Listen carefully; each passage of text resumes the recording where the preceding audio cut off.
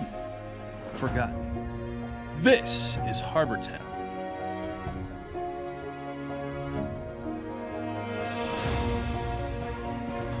Harbor Town is an all-new series from Miniature Building Authority, the leader in tabletop gaming scenery. Unique, flexible, and playable, Harbor Town will take your games to a new destination.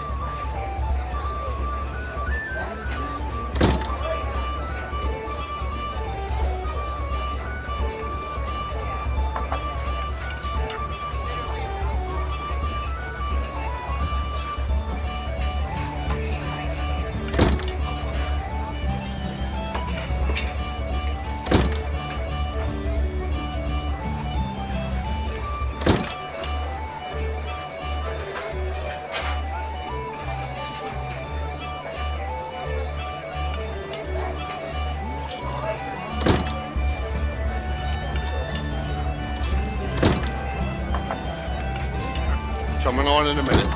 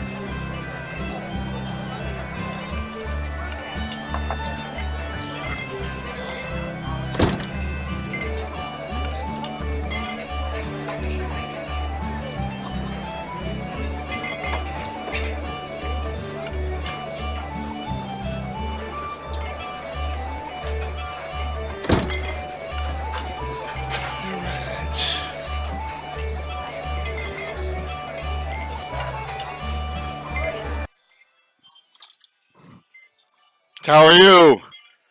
Whoops. Great. How about yourself? Hello, everyone. Waiting for. Looks like got some good viewership already. I'm J.K. Lord Gazumba for another Gabbin at Lord Peakshaven. We're hanging out here in our favorite bar in Tringley in the Duchy of Ulick. And with me is a special guest of mine tonight. A lot of you may know him from the convention scene and from some of his great publications or his company, CSL Entertainment. Carlos Lising. Carlos, thanks for coming on tonight. I'm honored. Thanks, Jay. Oh, no, it's the honor's all mine. For you. We're gonna have a blast tonight. Hey, Jeff, how are you? Listen, guys, you know how we work. We keep this very informal, so we're gonna gab about just a lot of different things that we feel like talking about, and then, guys, you want to ask some questions? Please just ask some questions of myself or Carlos. I know I guarantee you 2 hours or an hour and a half or however long we go is not long enough to fill this discussion in, but we're going to do our best here. So, Carlos, I know you and I really only met a little while ago, and yeah. It's been a blast so far. So, Absolutely. Give me some of your background. When you started and D&D. Well, I started gaming in about 1978, 79. I went over to a good friend of mine's house when I was a young man. And on his table, his parents had just gotten him the red box, or I should say the basic set. And it intrigued me. I thought it was really cool. I mean, I remember I had read in comic books at the time. I was a big comic book fan. And I'd read advertisements in the back of the books about Dungeons and Dragons, this new phenomenon that was out. And I was very interested, but I didn't know anyone who played. So I told my friend, I was like, hey, let's play this game. So we played the game. We played the first dungeon that came in the basic set. I played a magic user all by myself, first level, and I didn't grasp the notion yet that I could only cast one spell. And of course, it was my luck that I ran into a carrion crawler in like room 2, I think, as first level character, and I just got massacred. But it sparked the competitive nature in me, I guess, a little bit, and I wanted to know more. I guess I saw the potential in the medium at that point in time. I was like, I absolutely have to play this game some more. That's awesome. What year was that again? That was 78, 79. Same as me, man. Same as me. Yeah. That's awesome. So,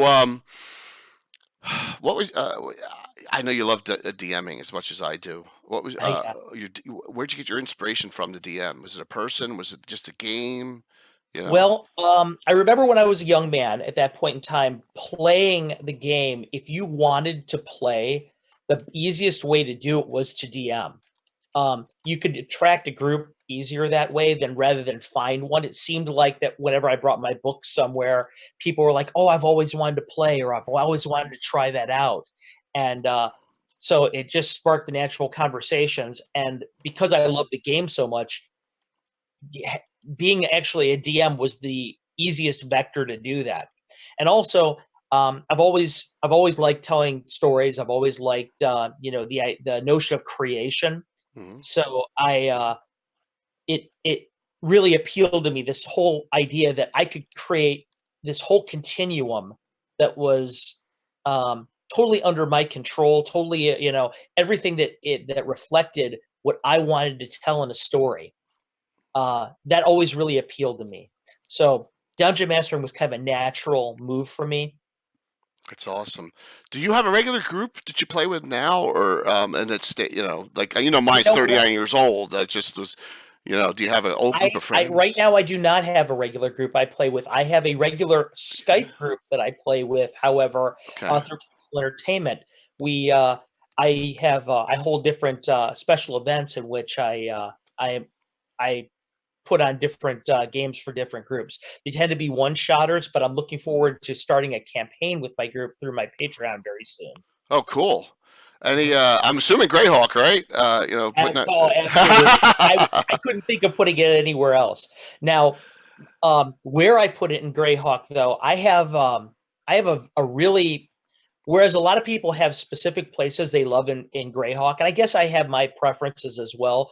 I like different things about just about every place in Greyhawk, and I like moving things around a lot. Like, for example, the Thlandrian Peninsula with the barbarians. I absolutely love the whole mythology there. I love the whole feel of that area. Cool.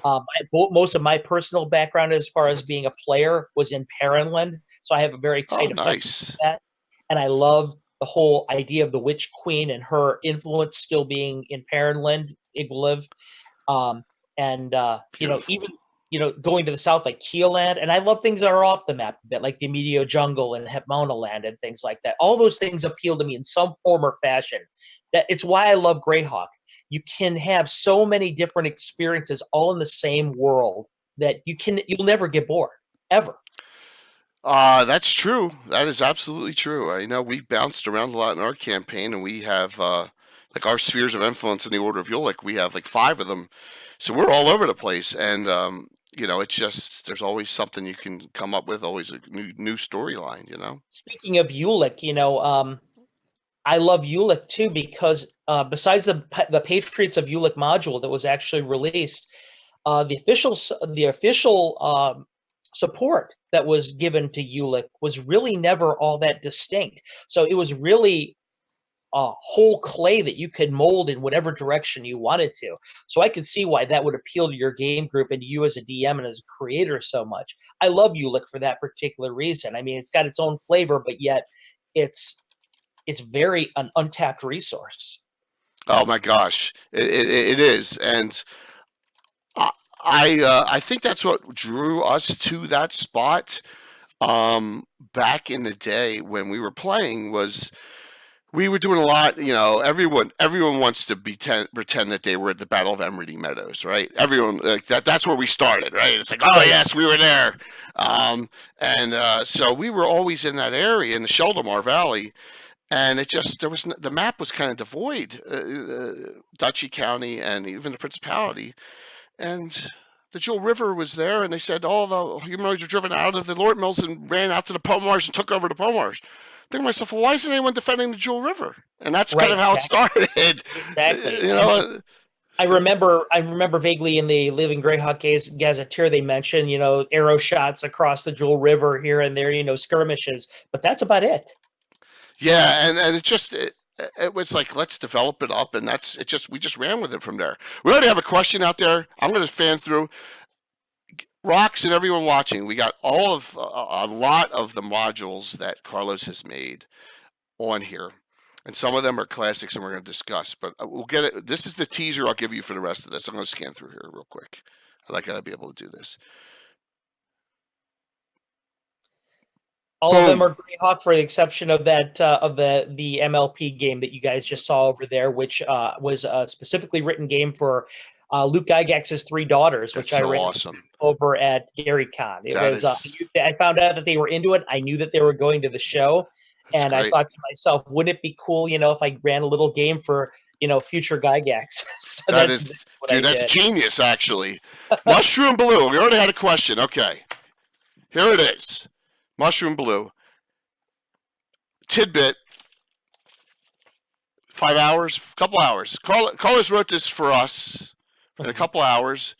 Every subscriber who's on tonight will get a copy automatically. We will be giving it out to followers, at least one for every 10 on viewers, at least, okay? So, and then we'll talk about this at the end of the night, Rox, about what it's about and all. This is our stay online tidbit, okay? So, but definitely it's fantastic. So we will get to that, I I hope promise. you guys like it a lot. I love it. Yeah, I love it. So it was for you not knowing much about the campaign and knowing about the doc I wrote. It's genius, man. It's great. So thank you for that. But we will get to that. And hey, look, and we got Will on. We got a whole bunch of people hopping on now. So Hello, Will, everybody. Will from Return to Bandit Kingdoms, if you can hang on, I don't know if it's your game night tonight, we will talk about the Ghost of Saltmarsh. Carlos and I was just talking about it offline. We don't want to be negative. We'll be as positive as possible. So, hey, thank you a lot for the follow, too. I got a couple old followers I got to get on here. So let me ask Carlos a question and let him run with this one. Why stay with old school like me, first, second edition, and discuss your play style a little bit? So, if you Okay. can. Yeah. Well, first of all, let me clear the air from myself. Before I discuss what I like about first edition, I want to make it perfectly clear that this conversation I will not degenerate into edition wars. I feel that all editions do something well. Even the much maligned fourth edition, it does something well. I enjoy different things about all the different editions. Mhm. First of all, we need to make that explicitly clear. Cool. Fifth edition, it does things well. Fourth, third, all those things. However, for myself, there's a couple things in play why I've always stayed with first edition. First edition for me, again, it's what I cut my teeth in. Even though, as I mentioned before, I learned on the basic set. I would say about 2 weeks after I learned on the basic set, I went over to a friend's house, and his brother had all the advanced books. And I was totally enwrapped. I couldn't believe that this material existed. It totally blew my mind. It revolutionized my life, really. And I bought the books. I had my parents buy me the books, and I just poured over them like an archaeologist might a dig site. I thought it was the most amazing thing I'd ever read. And so, first of all, First E has a lot of nostalgic value to me in that regard. But Absolutely. also, First E directly supports Greyhawk. That's something else you have to remember. 3E, even though it was the core setting, 3E really wasn't. It didn't support Greyhawk the way that First Edition really did. Whereas almost everything that came out for First Edition could be directly used or was explicitly said that it was placed in Greyhawk. So First E reflects the Greyhawk experience better than any other edition, in my opinion. So that's another reason why I stay with it. But third, as I have gone through and I've read through all the editions, and I've played all the different editions at one point or another, I'm not nearly as conversant in fifth yet as I would like to be, admittedly. But you're more than me, because you're way more than I am. Well, that's what I'll get to why in a second. It's really Cool. more of a function of what I'm doing right now with my modules. But the First E experience, the reason it does everything I want it to do. And as I've gone through and I realize that there will be a 6th edition and a 7th and an 8th going on, Yeah. I've grown tired of chasing editions from Wizards of the Coast. Okay. I've realized that first edition does what I want it to do. And it also is flexible enough in terms of rule set that even if it doesn't do things I want it to do, I can make it do those things. There's enough space between the rules that I can make it do whatever I want it to do. Therefore, the comfortability factor, the nostalgia factor, and the fact that if it's not broke, don't fix it. That's why I stick with 1E. Yep. I kind of felt the same way. Mine's a 1E, 2E hybrid.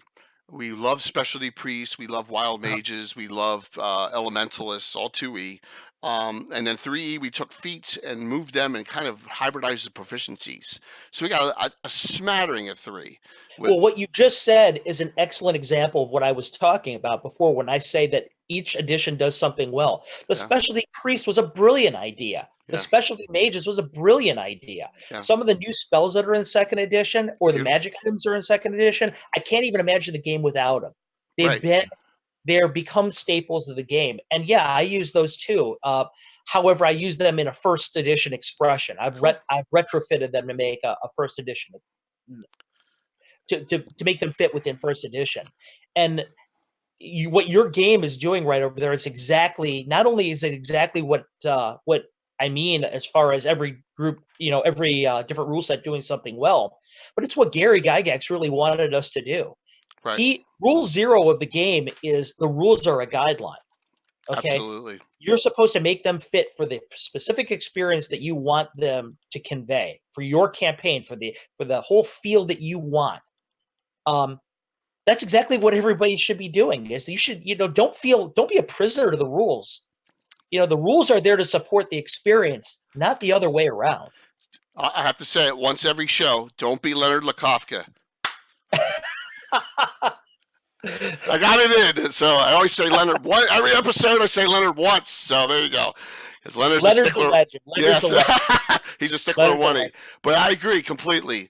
But you got to understand, with the new influx of people, millennials playing it a lot of brand new players, they don't know this. They don't know that that's the case.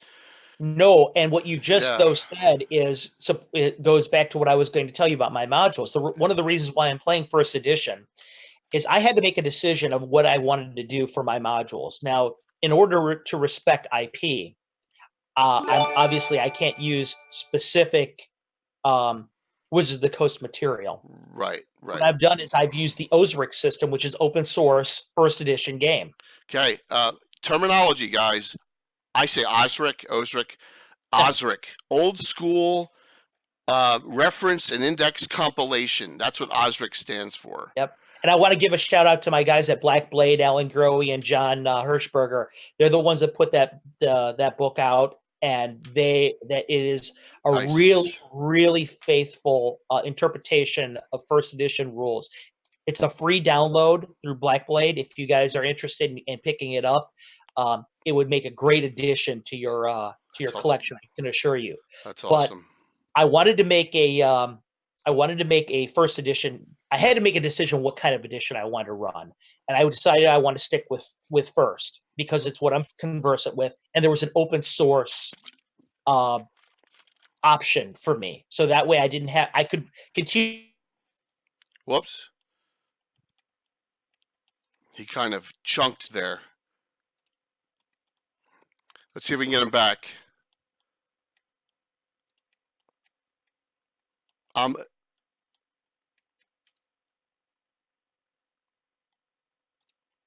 kind of lost you in that. Let's try and reconnect on Zoom. Yeah, you know what happened? There we go. Whoop.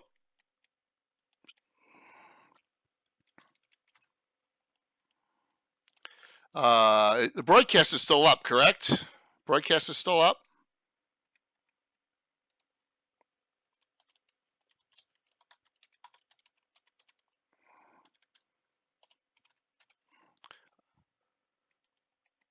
Okay, so it's on his end here. So let's see if we can get him back here. I'm gonna re-end Zoom. I'm gonna re-put Zoom up and see if I can get him back on. He probably had an issue. He probably had a connection issue here. Let me. All right, so it was on his end. 1 second here.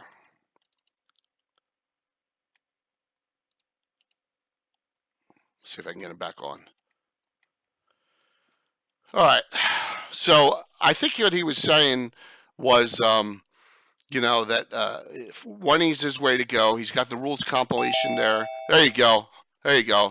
Okay, great. I'm sorry about that. No, it's okay. It's okay, man. We had another power outage here. Yeah, it's okay. I know you have been. Are we live again? Yes, we are. We're good.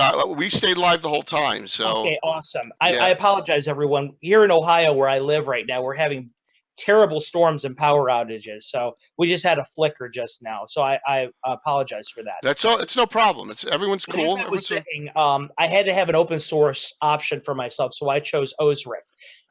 In future, I expect. Oh, there he goes again. He's got bad storms there. I know he said he had bad storms, so I lost him again. He has connection to the phone too, so let's just see.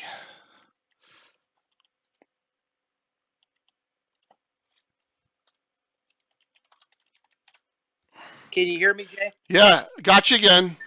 Got you again. You on the phone? Yep. We'll do it one more time. I'll get you back up here.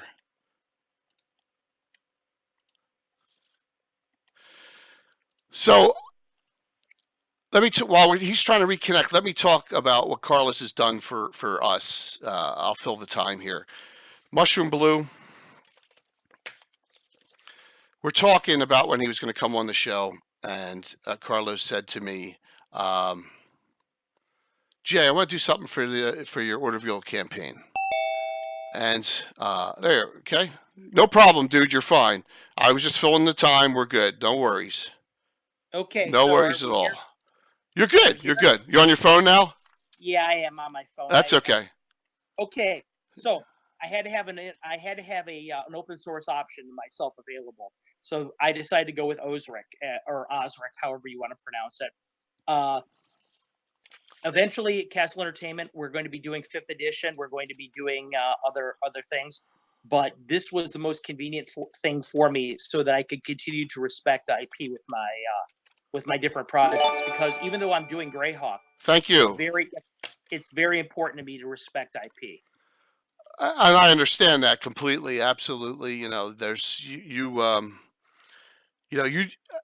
we talked. I have never done anything for print ever, and your leaps beyond anything I've ever even contemplated. And you want to do it professionally, and you want to do it the right way, and that's you want to do it legitimately, so that there's no issues down the road. And I completely respect that, and that's the way to do things. Definitely, is to take pride in what you do and do it a way so that it is legal and it's all up on the up and up.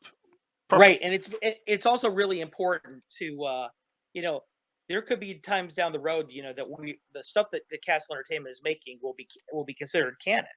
Right. So at that point in time, I don't want to make there any legal entanglements or there to be any kind of issues with Wizards going down the road.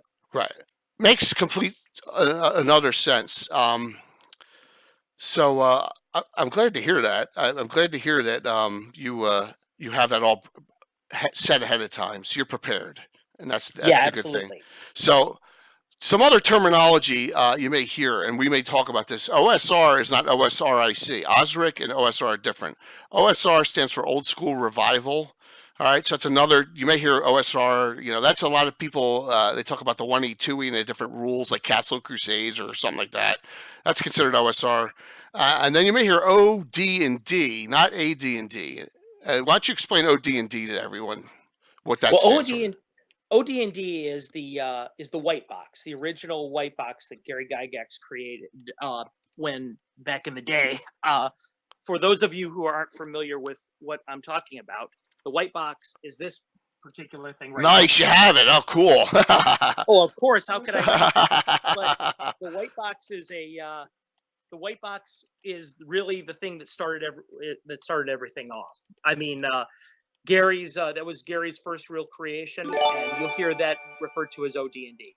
So OD&D is something we may refer back to. So now you got your terms that you may not know, and just wanted to get that out there on that stuff. So let me ask you this: you have a Greyhawk setting, I have a Greyhawk setting. I sure do. It's not canon. No.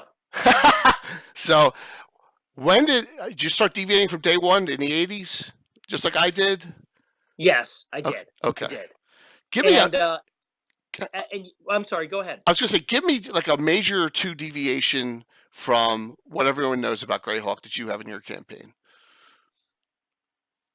I just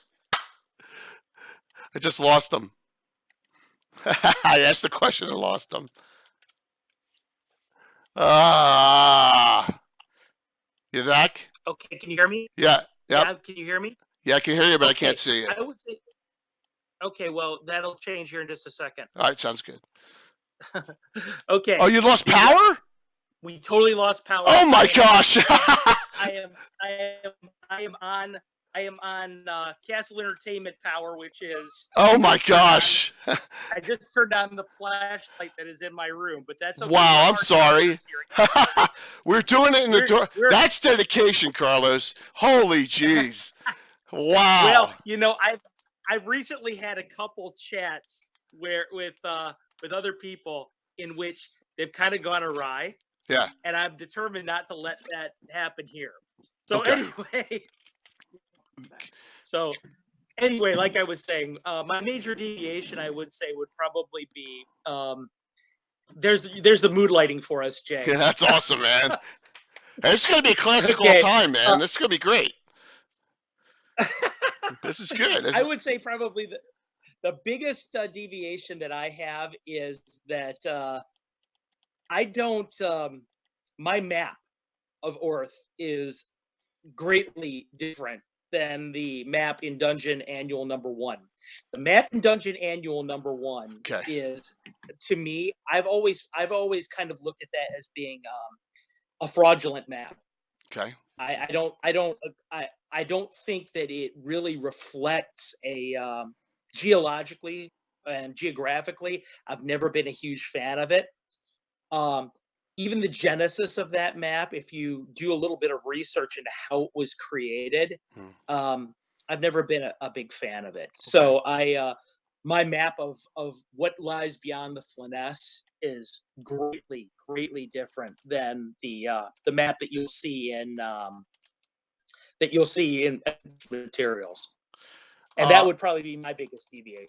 Okay. I know you talked about, for example, you have cities in the county of Ulick that are they large cities? Or are they developed from adventures or developed Well, from? Yeah. The cities that I have in Ulick,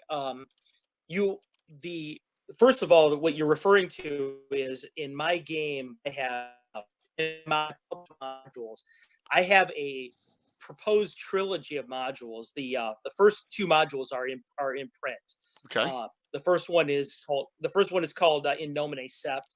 The second one is called Who Sits Upon the Oaken Throne, which is going to be debut at GaryCon this year. Great. And Gnome Septum is up. One is that's up right now on the screen. Yep. Okay. Right. It actually features one major city, and that would be the village of Orchid Brook, which is probably about the size of Hamlet. Mm-hmm. It is a demi-human city populated by gnomes and halflings. Nice. My whole idea behind In Nomine Sept is a little bit unusual. I had the first year I played at GaryCon, I DM'd. I ran a module called Kill Marquesa, which the villain in it was Marquesa, was the infamous Marquesa from A2. Well, here we go. I actually have pictures of Marquesa, the black, the gold, and the real Marquesa up for you for this, because we all love Marquesa. Oh, that's awesome. Yes. Super shout out to my wife right now, who's bringing in every candle we own into this room right now to give us light for everything. I pray your phone has a lot of charge on it too. So it does. Right. Don't you worry, we're ready to go. That's awesome, man. But anyway, what I was going to say is, and I even have a way to get around that. But what I was going to say is that we have In Nomine Sept is I ran Marquesa at that game, mm-hmm. and at that convention, and everybody really wanted me to run something else. They're like, hey, maybe we could throw a pickup game together. And I thought to myself, oh man, I don't know what I'm going to do. So I ran upstairs And if you've ever seen the first Iron Man movie, I was like Tony Stark inside of that cave, just putting things together from all these old scrap parts and things. I was cutting up pieces of paper, doing this crazy kind of kit bashed game, and I ran it. One of my players was Mike Bridges from Greyhawkery. You guys probably are aware of him, the Castle Greyhawk comic. But I ran it for a bunch of players, and it dealt with gnomes a lot, and everybody loved it. It was a hit. So I thought to myself, everyone was like, "You need to run an all gnome adventure next year." So I thought to myself, okay, well, being that I'm the people, Yep. I created In Nomine Sept, which features 7 gnomes, and the adventure On is the an cover. homage to the Seventh Samurai / the Magnificent Seven, in which they all inhabit a monastery in the northern county of Ulick, and they're embroiled in this battle to save the soul of a small village called Orchid Brook. And that was the first adventure.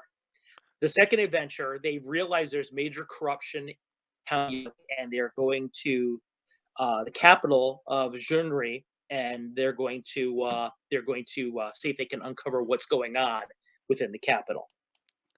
Dude, and you're gonna be playing that at GaryCon in like a couple weeks, right? Yeah, Gary, that's gonna be a game for GaryCon, and I'm hoping it goes off as well as the first one did. If it does, I think that everyone's really going to have a good time, because it was very well received the first year. Let me tell everyone on there, when Carlos puts his games up and then the sign up period starts, they're filled in 5 minutes. Right? I mean, they're immediately filled. Yeah. So everyone wants to play in Carlos's games.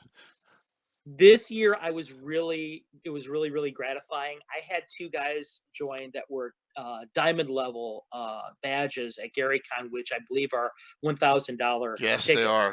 And I can't tell you, for those of you guys who DM out there, I want you to imagine how gratifying it feels to have all these games out there, and of all these games, these guys chose your game to play in. I was blown away. I couldn't have been more humbled and gratified at the thought that people liked my game, and these guys had never played in one of my games before either. It was a word of mouth thing, and wow. Well, that's that was awesome. So the Naz asked the question, what do you credit your game popularity to? And I'm going to answer for him real quick and then let him answer. It's because it's back to the basics of Greyhawk, right? And it's a great story too. So now let's see what Carlos says. Well, I think as we've gone, we've gone word of mouth a lot. Yep. The first year, I always tried to put a high level of quality into the different modules that we create and the different adventures that I run. I think that a lot of it is I have a very, and I think just about everyone who's watching this, we're all passionate about Greyhawk. We're all passionate about the world and about the setting and about the history and about the whole vibe, the whole feeling of the set. I'm no different than anybody like that, and I just try my best to convey that passion. I want to tell a story. Everything I write is a love letter to the fandom, and it's a love letter to the Gygax family. I mean, my first adventure that I ran, Kill Marquesa, Luke Gygax played in it. Nice. So, yeah, he played the half orc cleric, and her only weapon was a spade of colossal excavate. That's awesome, man. And you cannot believe the horrific way that she killed someone in that game with that spade. But again, that's the sort of thing I'm trying for, where I'm trying to I want everyone to get the same feel, I want to share the passion that we all have, and I want to just rekindle everything and make everybody just, hey, this is something that we all love. Let's celebrate it. This is great. It is, dude. You're killing me that I want to be there. I really want to be together. And you said it's the best place for old school. I really want you to be there too, Jay. I know. I really want you. I want to run something with you or play in something in one of your games. I mean, All we're you have to do is say the word, and I'm there, man. we're going to get But something together. like you Guarantee said, it. We will.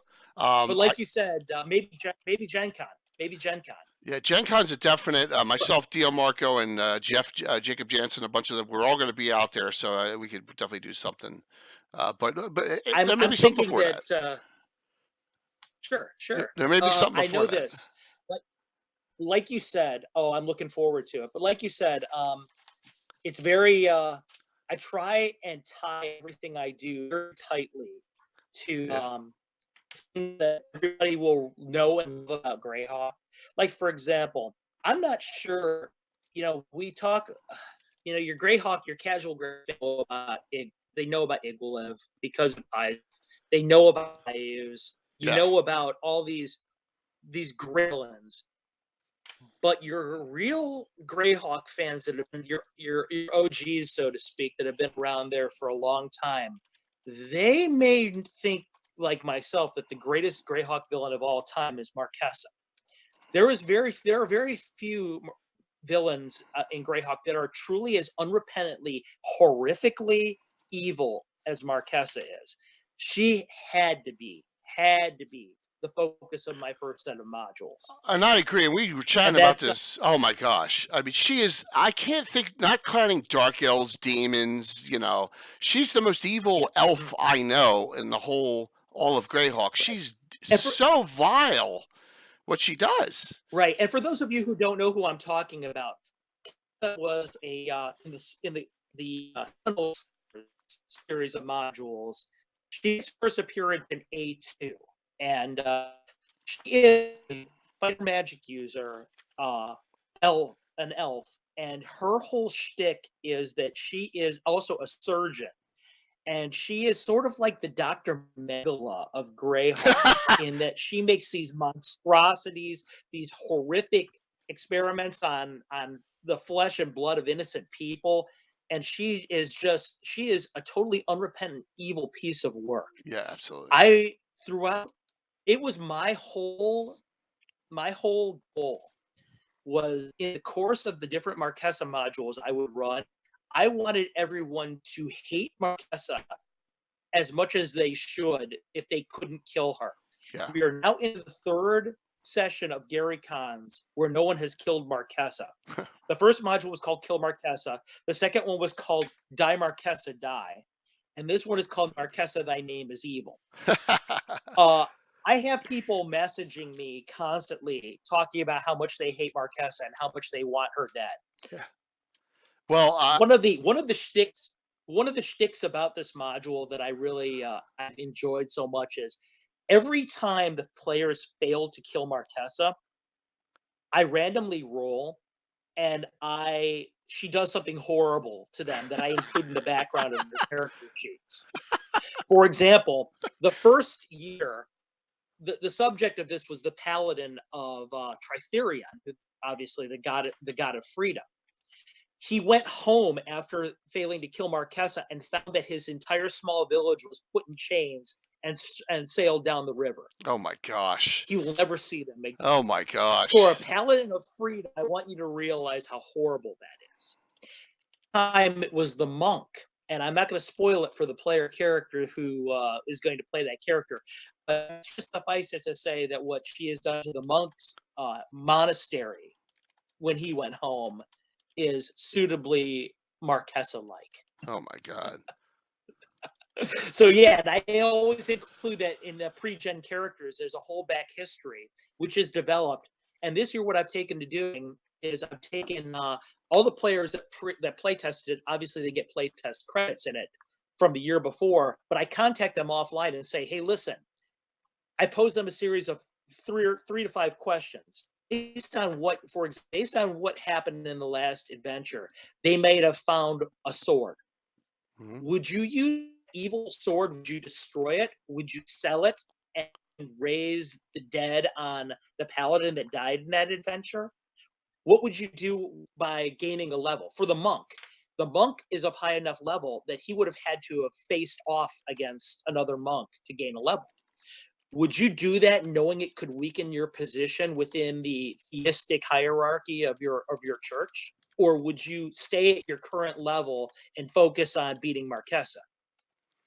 Things So like that. yes, so evil begets evil. Is it going to be?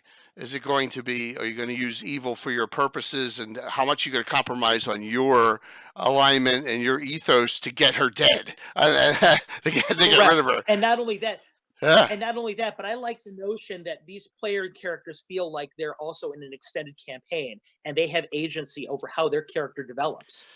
that For is example, for example, key. Mike Bridges' character in the last game. Again, we brought up Gray Hawker. He played a magic user. We're going through the cell area, and there was a horrifically tortured He's in that pick right there. ice barbarian woman.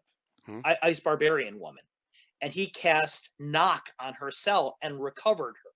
Hmm. Well, they went down the hallway a little further and realized they needed that knock spell to get up into Marquesa's inner sanctum. That character, that NPC, realized the sacrifice he made for her, swore a blood oath to Mike's character, and said, "I'm going to be your henchman from now on." So in the next edition of Marquesa, she's an NPC that is a henchman to that magic user. You and that Naz will answer the question why people love Carlos's games.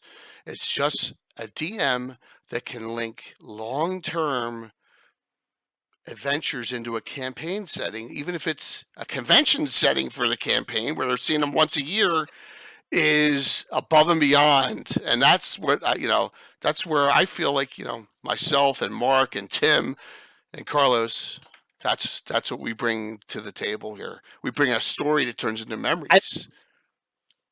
I love the idea too that, you know how they say absence makes the heart grow fonder. Well, it works in reverse too. If you don't get the chance to beat Marquesa and she mocks you all year long in Facebook messages, which I do, by the way, Marquesa Enchantress has a Facebook account, and she mocks my players regularly. That's so awesome. After a year of that, but you should friend her. She has all kinds of nice things to say, but she Wow. After about a year of you stewing on your failure to kill her and knowing what she might have done to you or your friends, yeah, you have quite a bit of incentive to take her down next year. Man, that's just genius, man. I would have never. I mean, that's taken it to another level, and I guarantee you that all those that are playing your game, it's an everlasting memory, and that just puts a smile on everyone's face. I hope so. That Yeah. Again, we're all celebrating Grey Hawk. We're celebrating the things we love about the setting. We're all there to have a good time. I want this story to be memorable. I want people who spent their hard-earned money to get to GaryCon and play in one of my games, took the time out, trusted me with their enjoyment for a few hours. I want to repay that in full. So I make sure I give it what I've got. Okay, once again, I'll put this out there to anyone who's new. All subscribers tonight, you're going to get a copy of Mushroom Blue by Carlos Lising, set for the Order of Eula campaign. I'll be giving it out to a bunch of followers as well. So, we talk. Mushroom Blue has a really interesting genesis in a sense too, because writers get really weird inspirations from different places. And without giving away too much about Mushroom Blue, I want everyone to get a chance to read it, get their own vibe on it, and have a chance to enjoy it without spoilers. My inspiration for where I created Mushroom Blue was from a science fiction novel. My favorite author is a guy named William Gibson, and he wrote a book called Neuromancer. Mhm. And in the first few passages of it, he mentions a Russian mycotoxin that stole away the entire talent for this one particular hacker. And that particular line always stuck with me, the whole idea of a mushroom toxin.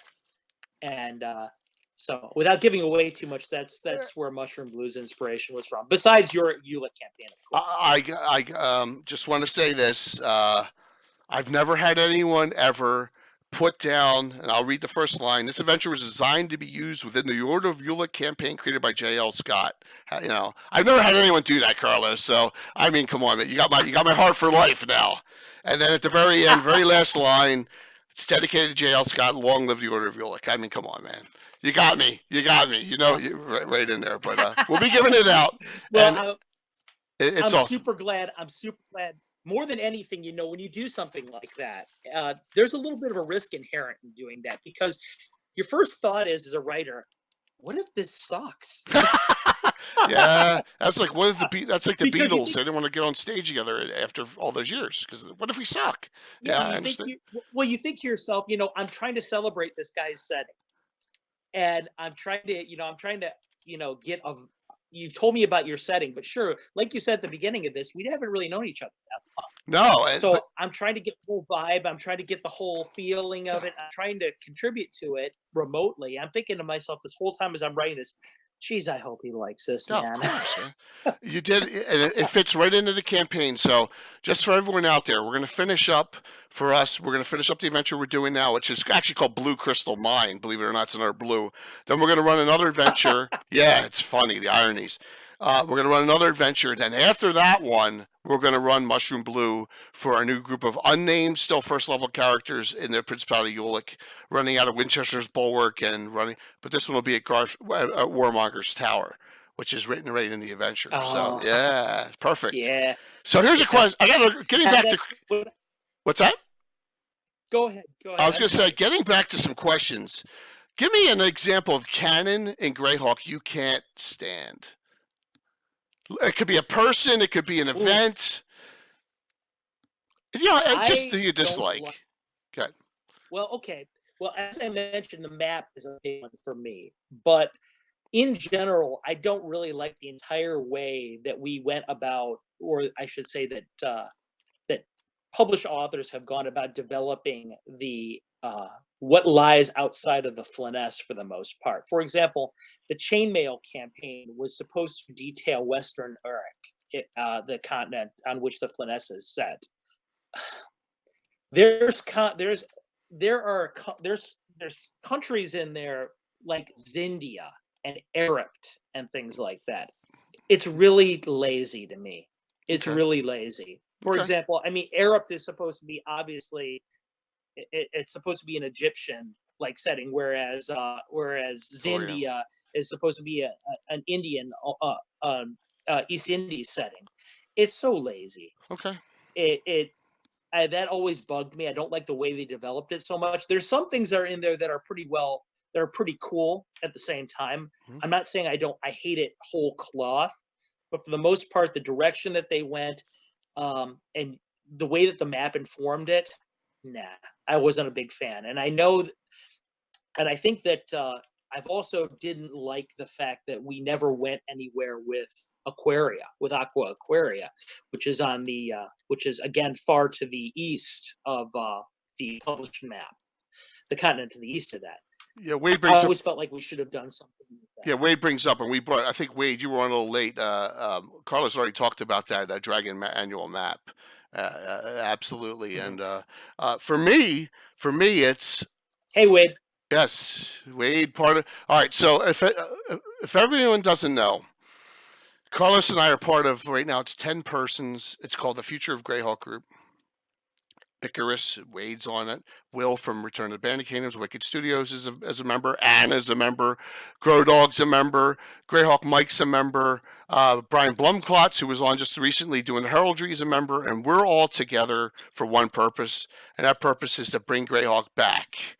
I mean, that's what we're trying to do. We're trying to get stuff out there. So please note, while we bash things occasionally and bitch about canon, and we're all there to try and get Greyhawk back to where it belongs. Publish it. You can put And not new only content that, out. Yeah, go and ahead. not only that, I'd like to add this. My thoughts are just my thoughts on it. I mean, That's true. you have to remember Gary Gygax wrote Greyhawk specifically as a very loose setting because he wanted people to do what they wanted to do with the setting. All right. Everybody's Greyhawk is different, and that's cool. I mean, that's one of the things that's really compelling about the setting is everyone's take on it's different. Everyone has different feelings about it, and that's the way it should be. Okay. We don't need every blade of grass detailed. The, that's too tight a description. So when I make a statement that I don't like the way that necessarily Western Eric was developed, or I don't like the map, that's just me. Okay. Uh, it doesn't make it any, for those of you out there who do like that, that feeling is totally relevant and it's totally valid.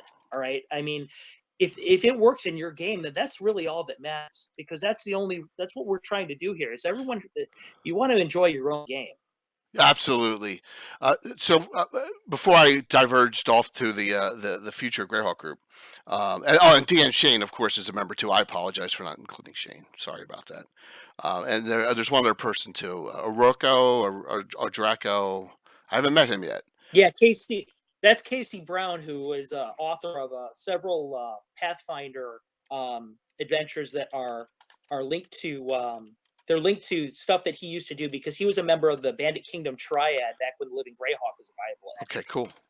And So we got some big names. I own Casey's work. Casey also created the Living Greyhawk, the Bandit Kingdoms roundup for what happened in their Living Greyhawk book. It's available on Amazon. I couldn't recommend Casey's work enough. He does a really great job with his published work.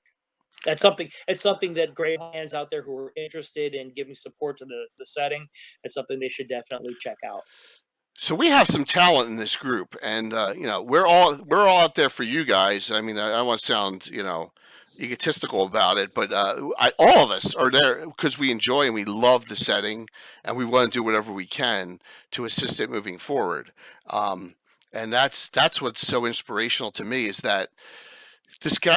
I don't know if everyone knows, but I can't be there, unfortunately, but a lot of Carlos, Anna, Wade, who's on, they're all going to GaryCon, Grow Dog, Greyhawk Mike, and doing a presentation there. So about Greyhawk, and it's going to be epic, and I wish I'd be participating. But you want to say something about that? My segment. Oh yeah, my segment in particular. Well, first of all, I'd like to say that Christoph, who we've been mistakenly calling Wade this entire time. My apologies. Yes, Christoph is actually going to be. Yep. He's putting together a great handout for everyone that's going to be in attendance right now, as we speak, and it's going to have contributions from all the different people who have are going to be on the panel. My contribution is a full-fledged mini module called Cerulean Cyst. Mm-hmm. Which is in the Aberrals. Hopefully you guys can check it out and you'll like it. But I've seen a lot of the stuff that people put together. Alan Growy, otherwise known as Grow Doc, has put together a masterful NPC for you guys to check out. His setting is one of those things where I read it and I looked at it immediately and I was like, damn, I wish I'd written this. Just about everything he does is like that though. So Anna's doing her map over there. You guys are going to look at it and are going to be blown away. So everything that everyone is contributing, and Wade, I've seen some of the layout stuff that he's done so far, or Christoph, I'm sorry. All the stuff that he's been doing so far, it is so professional quality. I keep looking at the stuff that people are submitting. I think to myself that, are they sure they really want me in this group too? I mean, these guys are all so talented, and my particular subject that I'm going to be talking about during the panel will be publication, how to self-publish Greyhawk material. I have 14 published modules right now, and I have a total of I have a successful Patreon that I run, Castle Entertainment's Living Viable Entity. And hopefully, if you guys are interested in learning about how you can do it yourself, how you can contribute to published Greyhawk publication, you'll show up and you'll be able to learn something, hopefully. And I'm willing to help everybody as much as they want to. I'm one of those people that believes that high tide floats all boats. I want to see people out there publishing their own Greyhawk stuff. I want to see everyone's take on it. I want to see all the cool things and ideas that you guys have that I can use in my own campaign. And that's the beauty of it. So that's what I'll be.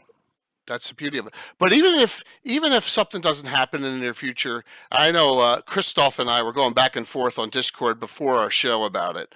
And let's bring this up now. We're going to stay as positive as possible. Everyone knows there's a new publication coming out called Ghosts of Saltmarsh.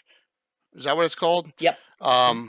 Yeah. And it has. And I gotta say, right off the bat, these guys already hit me the wrong way with this, because the last 5 days that I've been working here at the house, I've been working on something for Salt Marsh for my own Patreon, and now it looks like I'm gonna jump on the bandwagon, so I had to scuttle the whole idea. Yeah, and it's they took Salt Marsh, they took a whole bunch of adventures in Dungeon Magazine. They created a story campaign arc from 1st to 12th, and I understand that. And I am hopeful. Hope is what we have. Just like the. Thank you very much, man.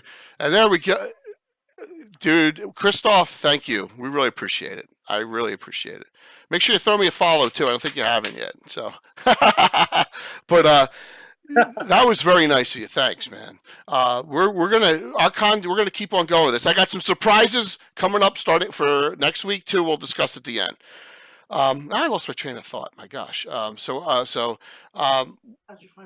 Salt Marsh is the U series are eclectic. We all know that. Just like in Shawshank Redemption, hope is a good thing, perhaps the best of things. I'm hoping this is the beginning of something that they come out with on Greyhawk. So, ta-da, boop. I am hopeful, but Wizards has a plan, and it's a plan way down the road. They love these hardback books. They love getting everyone interested in this, doing all the other, Dragon Heist and all the other things. Everyone plays through them, buys all the figures for. I understand it's a business, and it's in a generic campaign setting now. It looks like, because they don't mention Greyhawk once in those ads. I am hopeful this is the beginning of something, and I'll leave it at that. But I know Carlos and I we're old school, and we have our doubts. I will give them the benefit of the doubt that this is the start of something wonderful. That's positive enough for everyone out there. I hope it is. That sounds really positive to me. And I really hope you're right. I only know this. I have Wizards track record to go on. And Wizards right now has not done a whole lot of good by Greyhawk in the last few years.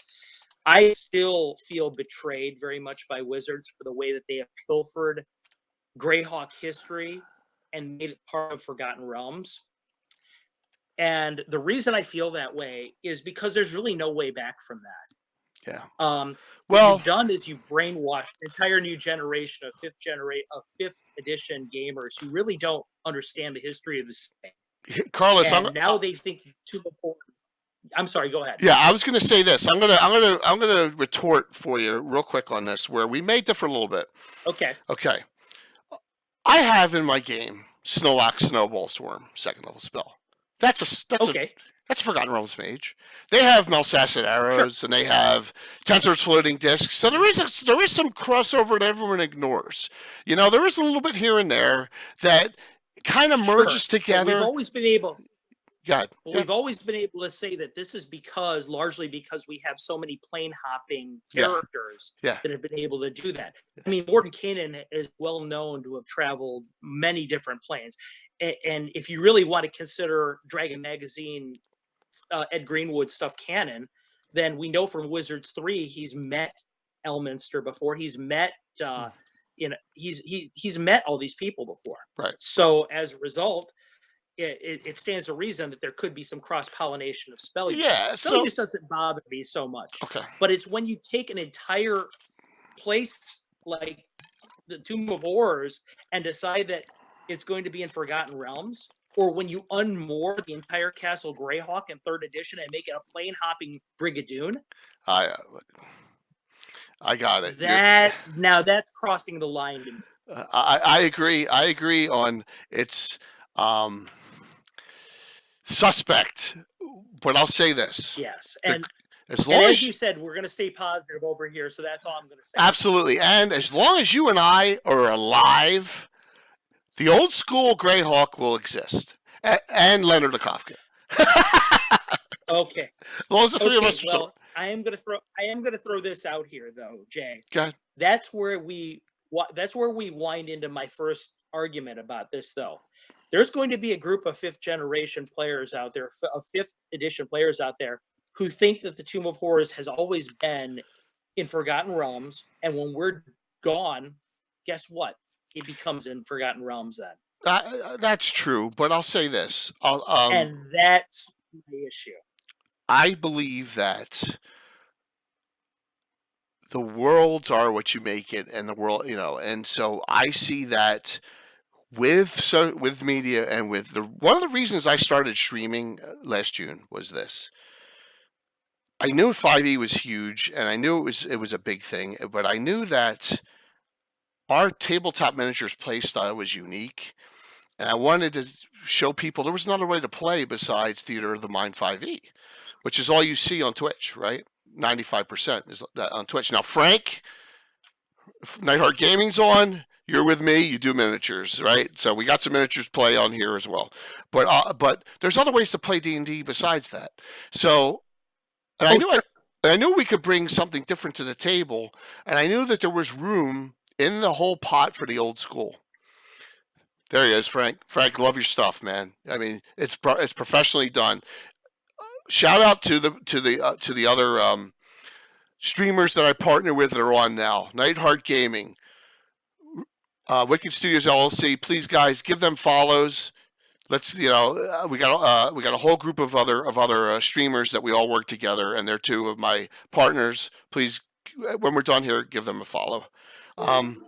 I see it as it's a family.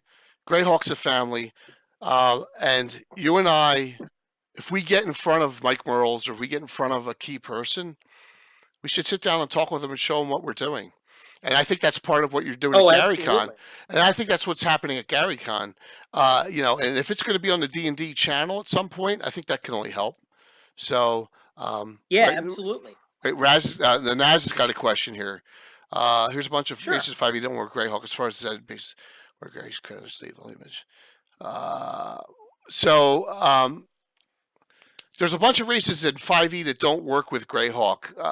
I don't know. I'll say this. Brian Blumklotz is bringing Dragonborn into Greyhawk, and it's all DM based. So do you use any races in your campaign that are not of the base 1e, or is it all old school like I am?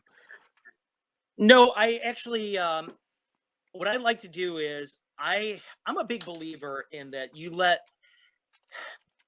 players are what drive your game. What you should do as a DM is you should reflect the environment. You should reflect the world around them. But everything that the players do, and I believe this from character generation on, should reflect what they want to, because that's what's going to maximize their enjoyment. Right. Hence, if they decide that they want to play, against Yankee, if they want to play against Zerai, if they want to do something unusual, we negotiate that. I don't necessarily rule that out of hand. Okay. But by the same token, there's an old saying that there's horses for courses. Okay. And that I believe that that's true. Just because you have an idea doesn't necessarily mean it's going to work in the particular context of the game that you're running. Like, for example, if we're playing a first level game and somebody decides that they want to, that they really like the idea of Phoebus from the Rogues Gallery, and they want to play a guy who was once human but was resurrected as a lizard man.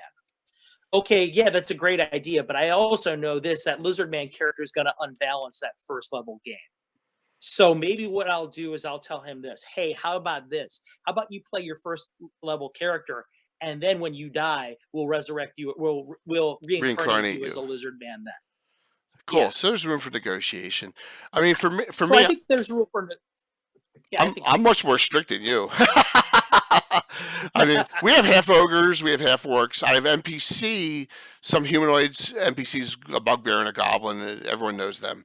But every DM style's a little different, and sure. You have to listen to your players, because if you don't listen to your players, what's going to happen? You're not going to have a game after a while, So yeah, absolutely, absolutely. So yeah, I'm a big believer, like I said, though, that the players drive the game, and if you want them to stay engaged, if you want them to stay involved, you want them play and to have an experience what they really truly feel is legendary, and it's wow, this is exactly what I always wanted. Mhm. And what you do is you let them play the kind of characters they want to play. Excellent. Excellent. Well, Um, that's again though, that's my own personal style, and it doesn't necessarily work for everyone. But I also will say this: there if you really want to go back into history of the game, there are whoops, kind of lost you precedent there. for that. No, yeah, that's what because I'm moving to our secondary power source right now in the house. Oh my We gosh. still are. We're still having the power outage problem here in Ohio. So I'm moving to the secondary power source. But anyway, what we're doing is yeah, there's precedent for that. Like I said, if you look at the first if you look at the Rogues Gallery supplement that came out, there was a character that I'm referring to called named Phoebus, who was a character who was a fighter, and he was reincarnated as a lizard man. So that's what we're trying to do, and I mean that's what that actually happened in a Lake Geneva game. Right. So we know that we've had that in the history of Greyhawk happen before. So Yeah. there you go. Naz brings up a question about do you think it's all because Wizards doesn't want to alter the canon of Greyhawk? I don't think that's the case at all. No, I would tend to agree with you. I don't Yeah. think it's that at all either. Yeah. I think that Wizards wants to. I think they want to preserve the canon of Greyhawk if possible. And well, then that's what that's what Naz is saying. Then, yeah, that's what. I see. Yeah, that's maybe why they don't want to. They're putting stuff in Forgotten Realms. They don't want to alter the canon of Greyhawk until they're ready at a certain point. So, right. Well, yeah. I suppose that's true. Are you in your car? Are you in your car? I am now in my car. We have moved to the secondary. And now you have a charger. So you got your car running. That's awesome. We're all good now. All right, cool. For those of you who are just tuning in right now, we're having terrible power outages in Ohio right now. There's a fire over there from the pole down. There's a fire in my area right now. Oh my gosh. That's like literally like 2 houses away. So my wife and I are in the car right now, and I am broadcasting live from the Losmobile here, from the castle.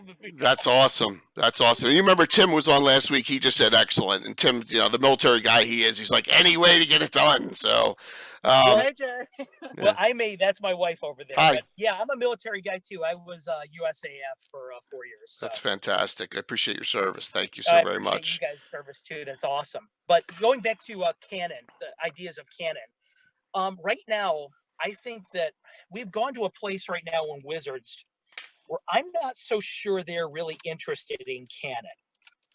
I think what they're interested in is they're interested in selling books and selling the short campaign experience. And as long as there's canon within that short campaign, they don't care. But as far as interlinking canon between those adventure paths, I don't think that they really care that much. Okay.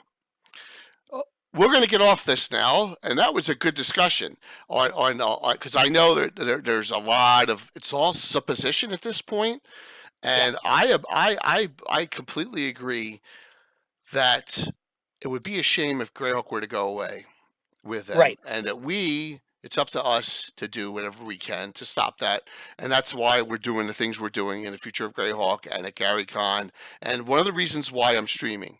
So. Well, Jay, though, it's things like what you're doing right over now. I mean, we talk about I remember a line in the Gygax wrote about the lamps of wheel being lit within the Flyness. You're one of those lamps. I mean, that's what you're doing is, and all of us are really. I mean, anyone that has a Greyhawk game out there, they're one of those points of light. Did you put your seatbelt on? I did put my seatbelt on. You gotta be safe, man. That's awesome. Oh, that's great. I really appreciate you hanging in here because we got. Hey, man, I made you a promise, and also, like I said, like we just finished saying, I'm committed to Greyhawk. I mean, that's my first love. It's what it's important to me that the setting lives on in a viable manner. What you're doing is so important, and what people like DM Shane are doing, and what Anna Meyer are doing, Mhm. and what Christoph is doing, and what Alan Growe are doing is so important. I mean, that's what makes the setting live and breathe. Without Right. you guys, we don't have anything anymore because there's no such thing as a published setting. Yeah, that's true. So that's why I'm here hanging in there, even though there's about 300 fire trucks and utility trucks just outside of my driveway. Man, I appreciate that. Let me ask you about your modules. Sure, go Is ahead. C stand for Carlos? Is that what it stands No, for? it does not. It Okay. does not. For example, if you look at the modules, the coding, Yeah, my Marquesa modules are all A5, A6, A7 okay. because the slaver modules were A1 through 4. And since Bingo. this is a takeoff on those, I started with A5. The C modules, if for those of you who know Ghost much about the Tower. way Was it that Ghost Gary coded his stuff, C stood for competition module. Tower? Okay. Okay. And that is because I was running those games at different conventions, that's where they came from. Excellent. My one module that's published right now, I had one of my dearest friends, Luke Niedner, who lives up in Maine, said that he really wanted a Ravenloft game. And I have a good friend of mine that shows up at the different Wisconsin game conventions I go to. His name is David Aho. He runs a game store called Eclectic Hobbies. He really wanted a Ravenloft game. So I thought to myself, okay, I will run you guys. I will make a Ravenloft game. So that's where CR came from. It's a competition Ravenloft. Okay, and let me flip through that real quick and show everyone what you mean here. And that is oops, I went by it. CR1. So that's your first one. I went right by it. There we go. CR1 is the first. On Rev? On Rev, yeah. On Rev, okay. Yeah. Okay. And NREV is a game that takes place in this dwarven citadel where horrible things have happened. And I won't spoil it for those of you who want to end up buying it. But is it in the Ravenloft setting, or is it in Greyhawk setting with a Ravenloft feel? It is in a setting agnostic setting with a Ravenloft feel to it. Okay, cool. So, like I said, it's the only thing I run without that is not Ravenloft. That is not Greyhawk. Okay. Specific. That was by request. Yeah, it was done by request. And Castle Entertainment, my company, we do by request modules. We make things for people, within reason that are, people have ideas or they want certain modules. All they have to do is float me the ideas or what they want to see, and I'm more than willing to accommodate that kind of thing. Tell me about Claire de Lune. Okay. C1. Claire de Lune is. It's up now. There is a setting that's out there called Avramir. It's written by a dear friend of mine named David Hill.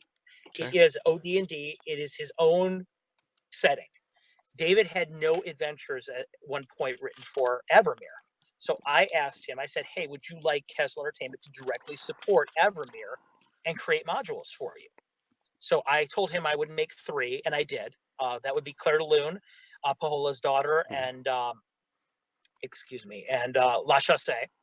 All 3 of them are named after different operas, and they're all set in Avramir with OD&D. And I actually had forgotten about that, so I guess that's not true what I said about everything being Greyhawk besides that's okay. The Ravenloft module. I'd forgotten about those 3, but yeah, those 3 are also non-Greyhawk specific. Okay.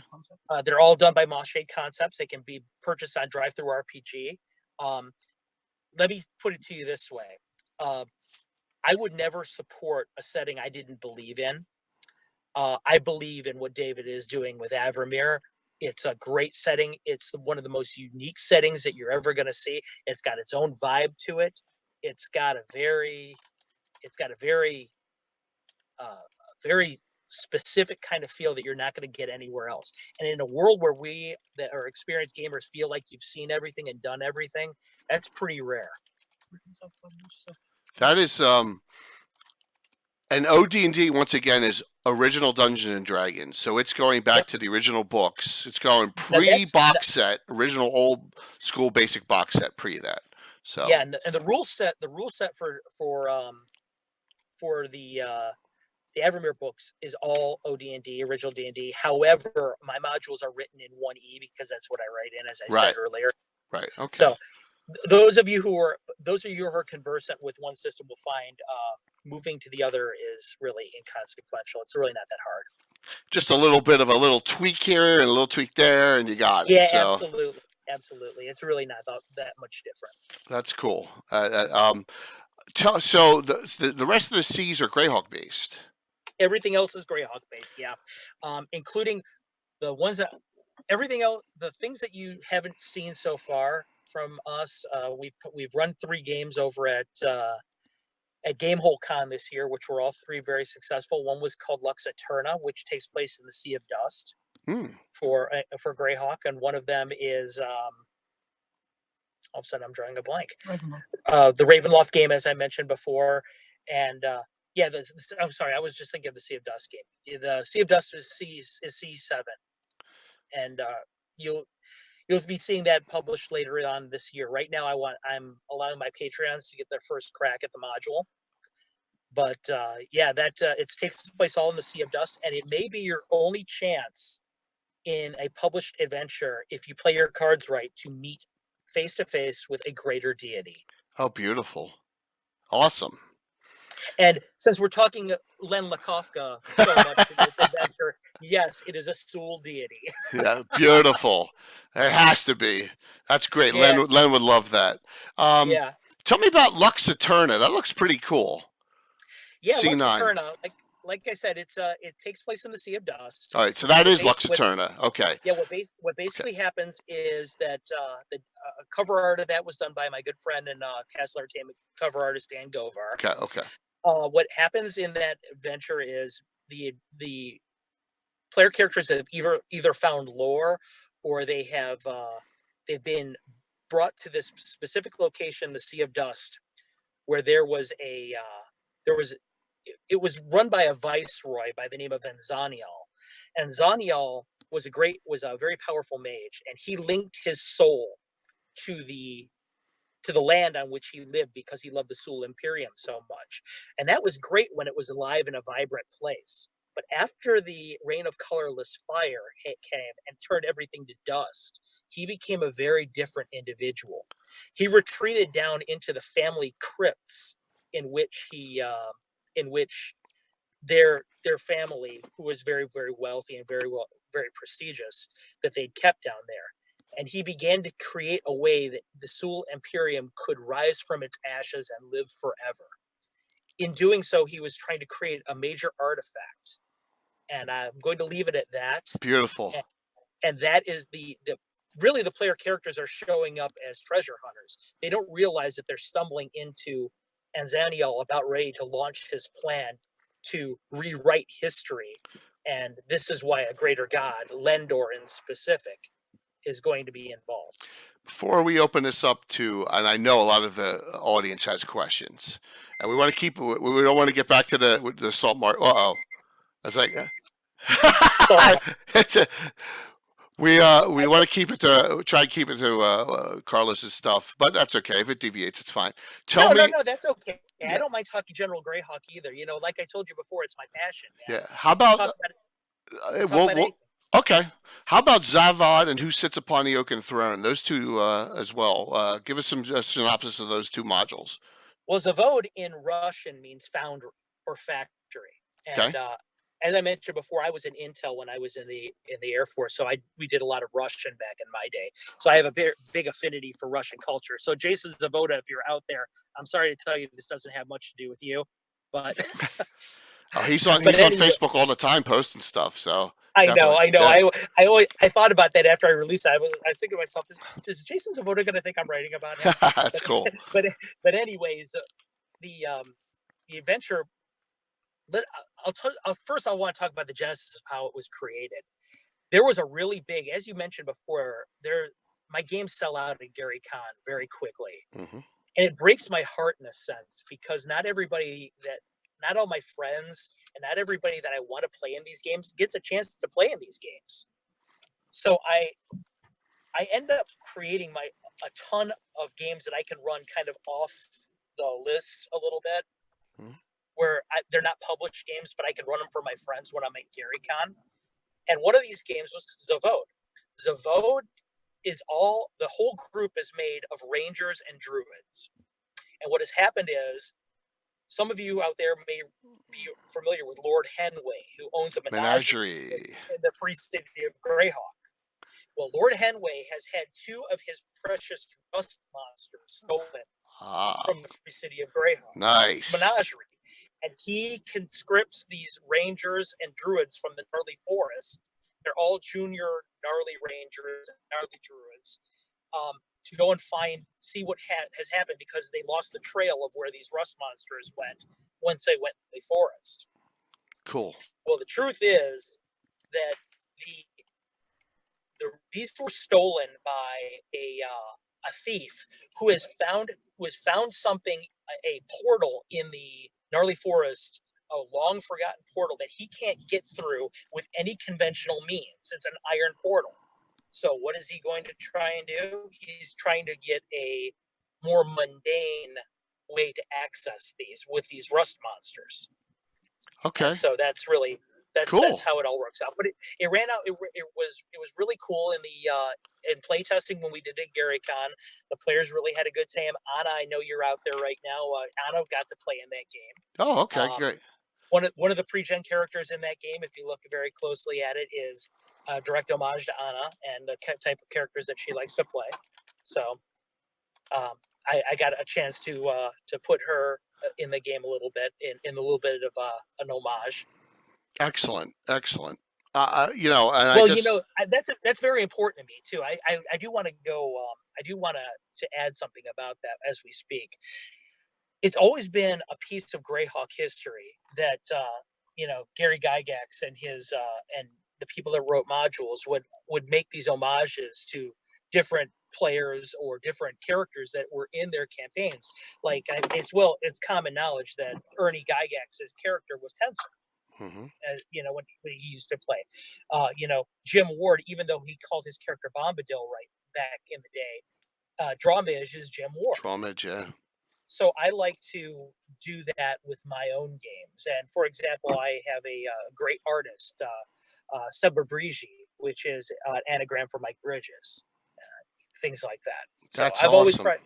I've always tried to take people that I feel like have contributed a lot to Greyhawk that never got, that obviously now that Gary isn't around there, that they would never otherwise get shine in published modules. But I want to recognize their contributions and the fact that they were inspirational or influential to me as a creator, and they've helped keep Greyhawk alive, and I want to reward them in some way.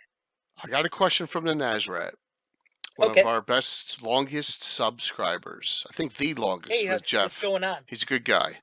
He's from the UK, but his question is: besides Drive-Thru RPG, the modules we're showing that aren't Patreon, how does he get a hold of one? Like through CSL Entertainment? Go ahead. There are 2 ways to get a hold of Castle Entertainment. Okay. You can go through Drive-Thru RPG if you want to, but the truth is I'm moving away from Drive-Thru RPG because I'm not very happy at all with their printing quality. Right. Their quality control is suspect to me, so I'm moving away from them. If you want the modules, there are 2 ways to do it. The primary way is through the website that we're establishing right after GaryCon, which is already in the works. That won't help you right now, but I do have a Patreon right now, and I do have a Facebook group, Facebook /Castle Entertainment and patreon.com/Castle Entertainment. The Patreon allows you to get modules well before anyone else does. The modules that we're talking about that aren't available, you'll be able to get your hands on those.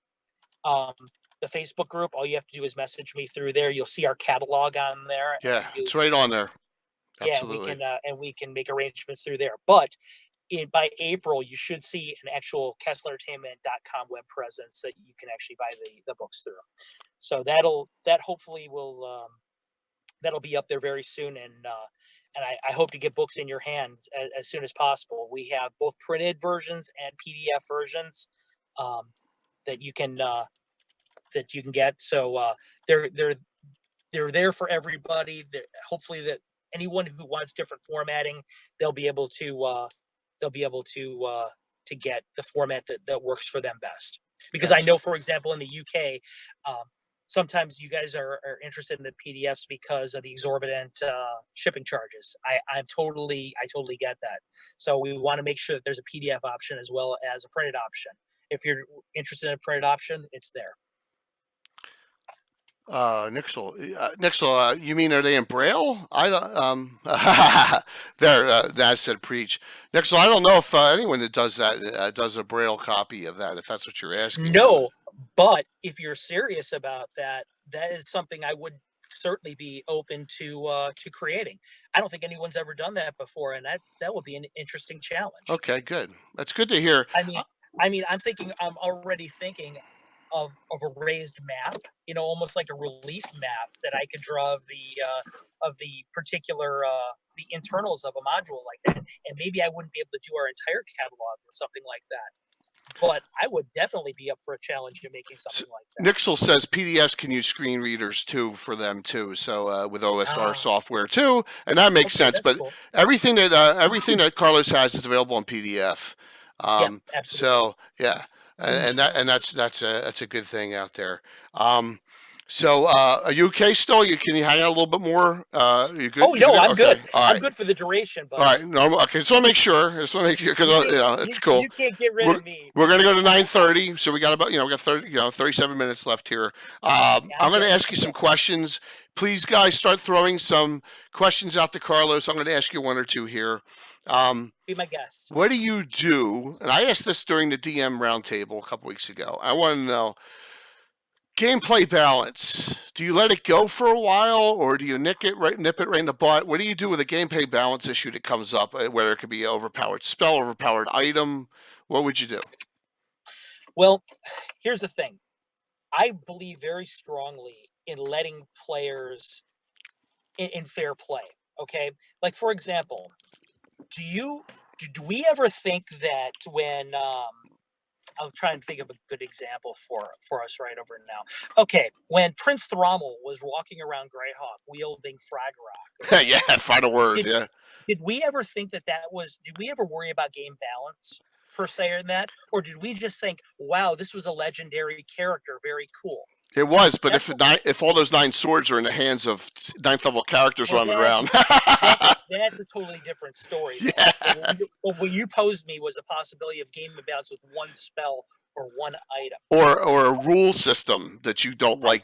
I say roll with it, and roll with it. And I also think this: there are plenty of mechanics for you to get rid of an item that's becoming, or a spell, or anything like that that's becoming imbalancing to your game.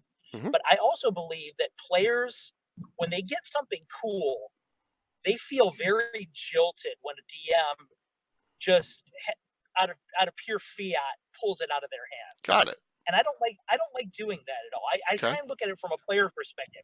If you got something cool and you got it fair and square, you should be able to use it. Good. So I'm not so worried about imbalance like that. I'm the judge, okay? I'm the DM. I should be a good enough DM that I can compensate for that in-game play. Oh, you still there? Did I lose you? Yep. Okay. Yeah, I'm still there. I was just done with my statement. Will, I owe you a VIP badge on the site. Thanks for hanging in there. Will from Wicked Studios LLC. He's got a game he's got to go off to. Like I said, please check it out. Will, Wicked Studios is one of our 3. Hey, Will, thanks for hanging in with us. Will's part of the Future of Greyhawk group and part of our 16-hour mega stream. He's going to be going at his time, 6 a.m. in the morning. So he's going to be going from 8 to noon. Yes, 8 to noon on March 23rd. He starts his part. It's genius what he's come up with. His story is so hysterical. I cannot wait to tune in at 8 o'clock in the morning on the 23rd to start that off. I can't wait to see it. Oh, it's gonna be a blast. So, all right. So Tim brings up a question. We're running our stream, and I'll tell you a quick thing on Overpower. When you're younger, you don't know how some things are crazy. Robe of Eyes, Helms of Brilliance, really nasty stuff. So sure. I kind and Mirror of Mental Prowess. Yeah, well, and Girdles of Storm Giant Strength, all that stuff. So I've kind of the magic. And if you saw in the ad for the stream, the comet appears in the sky. Well, the Comet, if anyone ever saw the movie Return to the Night of the Comet in the 80s, that's cheesy movie where the sprinkle down and everyone, yeah. The Comet shows up and unstats certain people and takes items away from people that shouldn't have them. And but I only did that once. I did that a long time ago. But Tim's got characters that have played in 20 years and they never got cometized. They're getting cometized. That's all that is.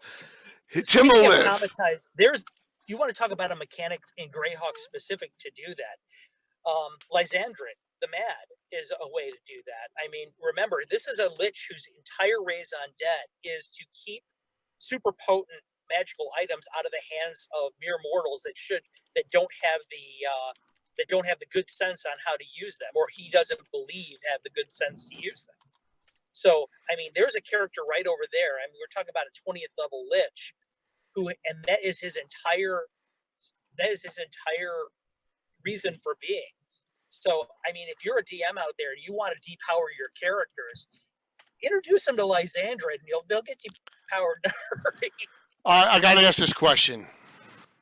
Star Cairns was okay. The Crypto Lysandrid, the Mad, was crazy.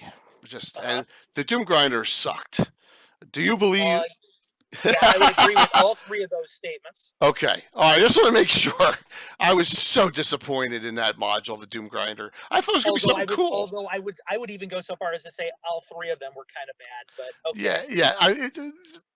The Star Cairns was tolerable. It was kind of a dungeon crawl in different locations. It was tolerable. Mm-hmm. I just wanted to get your thoughts on. There's some winners and some losers on that. And when you brought up Lysandrid, that was what came to my mind was those three modules. Right. So let me ask you this: 1E, do you ignore any rule systems? Do you use speed factor? Do you do individual initiative? I don't use weapon by AC type, and I don't use weapon reach, or I should say, weapon space. However, I do use weapon speed. Okay. I think that weapon speed is really, really important for characters like thief types and things like that. It really helps them shine. And also, remember, the assassin class has the ability to take somebody out of a fight almost instantly, depending on on how high level you are and what you're doing. If you're using weapon speed for a character like that, are you driving around? No, actually, my wife is driving. I would never. I was like, you're moving. Yeah, I would never do such a thing. My wife is actually driving around. And shout out to her. She's actually the logistical arm of Castle Entertainment. She's the one who does all the mailing. She's the one who does all the. She's like designing the website right now. So that's she's awesome. She's a hard charging warrior, and without her, I couldn't do anything. That's fantastic. What is her name? And also, she's also apparently the Castle Entertainment chauffeur. I didn't realize I had one. That's just awesome. What is your wife's first name? Amanda. Amanda, nice to meet you. Everyone online says thank you for persevering here. We appreciate this. This is a great discussion. We want to keep it rolling. Oh man, and you're rolling. I will say this: it'll probably be the most unique discussion. I'm hoping it's the most unique discussion so far. Because I don't know how much weirder it can get. No, this is great. This is a classic. This is a classic moment. All right. Tell me. But anyway, you were talking about the Cairns modules. Yeah, just because I can't stand them, really. The Star Cairns, I can't. The Doom Grinder. Remember in From the Ashes, the lore on it was like, man, what is this thing? It looks like some ancient, device. One of the things and I was like, what? Yeah. One of the things I hate most is squandered lore. When they come up with something really, really cool, and then they don't develop it. Great term. And then when somebody does develop it, and it's horrible. Squandered lore. That is a fantastic term. I'm going to use that. I'm going to use that. I mean, that is. That's a great example of squandered lore. Of when somebody if you're going to tie into a great thing like Doom Grinder, you better capitalize on it. Yeah, absolutely. I agree 100%. Anna says, I don't know if you could see this. Looking forward to seeing you next week, Amanda. There you go. So Anna just said that in chat. Okay. Just wanted to give you that. All right. Tell me Tell me a really fun, bizarre, really entertaining something that happened in one of your players' groups.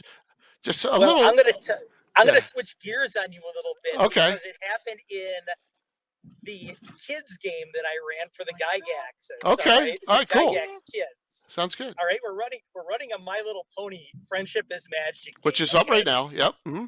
and I was trying to, you know, I've never met the Gygax girls before. I know their dad, and I'm thinking to myself, these girls, I know they're OG gamers. They've got to be. Right. Okay, but I also know that we're dealing with 6 to 8-year-old kids. Okay, Mm-hmm. so I'm thinking to myself, all right, let's play this and see how it goes. So we end up in this situation where the youngest Gygax girl, Amira, is she's got these cupcakes, right? She's about ready to order cupcakes from this store. And she's looking at me really interested. I'm looking at her. I said, okay, you're going to get cupcakes, right? She's like, yeah. And I said, what kind of cupcakes are you going to get? And she looked at me totally serious. I said, what flavor are they going to be? She goes, death. She wanted like poison cupcakes. And all of us around the table just fell out. Because That's awesome. Like, here's this little 8-year-old girl that ordered poison cupcakes. That is a great one. Oh. I thought to myself, your bloodline runs strong. That is awesome. Wow. That's probably my favorite memory from last year's Gary Con. I couldn't believe she said that. The other one that crosses my mind actually happened at Gamehole this year. I was running Lux Eterna, and one of the characters was playing a Durgar, a gray dwarf, and I gave him a potion of growth. And in the middle of this room is floating this spiraling hourglass, and one of the main bad guy characters is in there, and the gray dwarf decided, I'm going to run as fast as I can towards the lip of this room. I said, you do realize it's like a 40-foot drop down to the ground? He goes, oh, I realize that. He goes, halfway through running, I'm popping this potion of growth and I'm drinking it. So he's running top speed through this thing. He starts growing like Apache Chief in Super Friends. And oh my gosh! And grabs this thing in mid-growth and falls the ground, almost crushing the big bad guy right there in the module. One fell swoop. Wow! I just looked at him. I was like, "Oh, that is classic." Cool. It's great. And nice those are. I'm going to tell you this. Luke's daughter is going to be the one that kills Marquesa for you finally. I hope so. I hope so. It'll be 8 years from now. She'll be whatever age, and she'll figure out how to kill Marquesa in one of your modules. I was heartbroken that the Gygax kids couldn't make it this year because I was already coming up with a game for them for this year. So I had something in mind in specific, which was going to tie in with D&D. So that was going to be a lot of fun. But the Gygax girls were great gamers. They were a lot of fun. Their mom was playing too at the game. And you should have seen the look on her mom's face when she said "death." That's a classic story, man. That's we've got a lot of good ones like that. I had a character that they were all in the Ravenloft game. I remember at Gamehole Con, they were being attacked by shadows, and the party was just getting murdered by them. Well, one of the characters had the idea. He poured holy water all over one of the other players in there so that the shadows wouldn't attack them, and that was his solution to getting around it. I thought that was kind of novel too. Awesome. I just asked for some questions from the audience. Let's see if we get a couple other ones here. Awesome. What about as we're waiting for that? Have you ever had to deal with a problem player in your group? What did you do? Well, the first thing I do is I believe that I kind of believe that games are kind of like wolf packs a little bit. Mm-hmm. And sometimes you have to remind people who the alpha is. Yeah, the DM. Yeah, and by doing that, I remember that I was at a game and I actually looked at a player right in the eye and said, hey, listen, I said, if you're not enjoying yourself, I said, there's plenty of other people around the table that are, and you're welcome to leave. I said, I'll pay for your time that you spent here.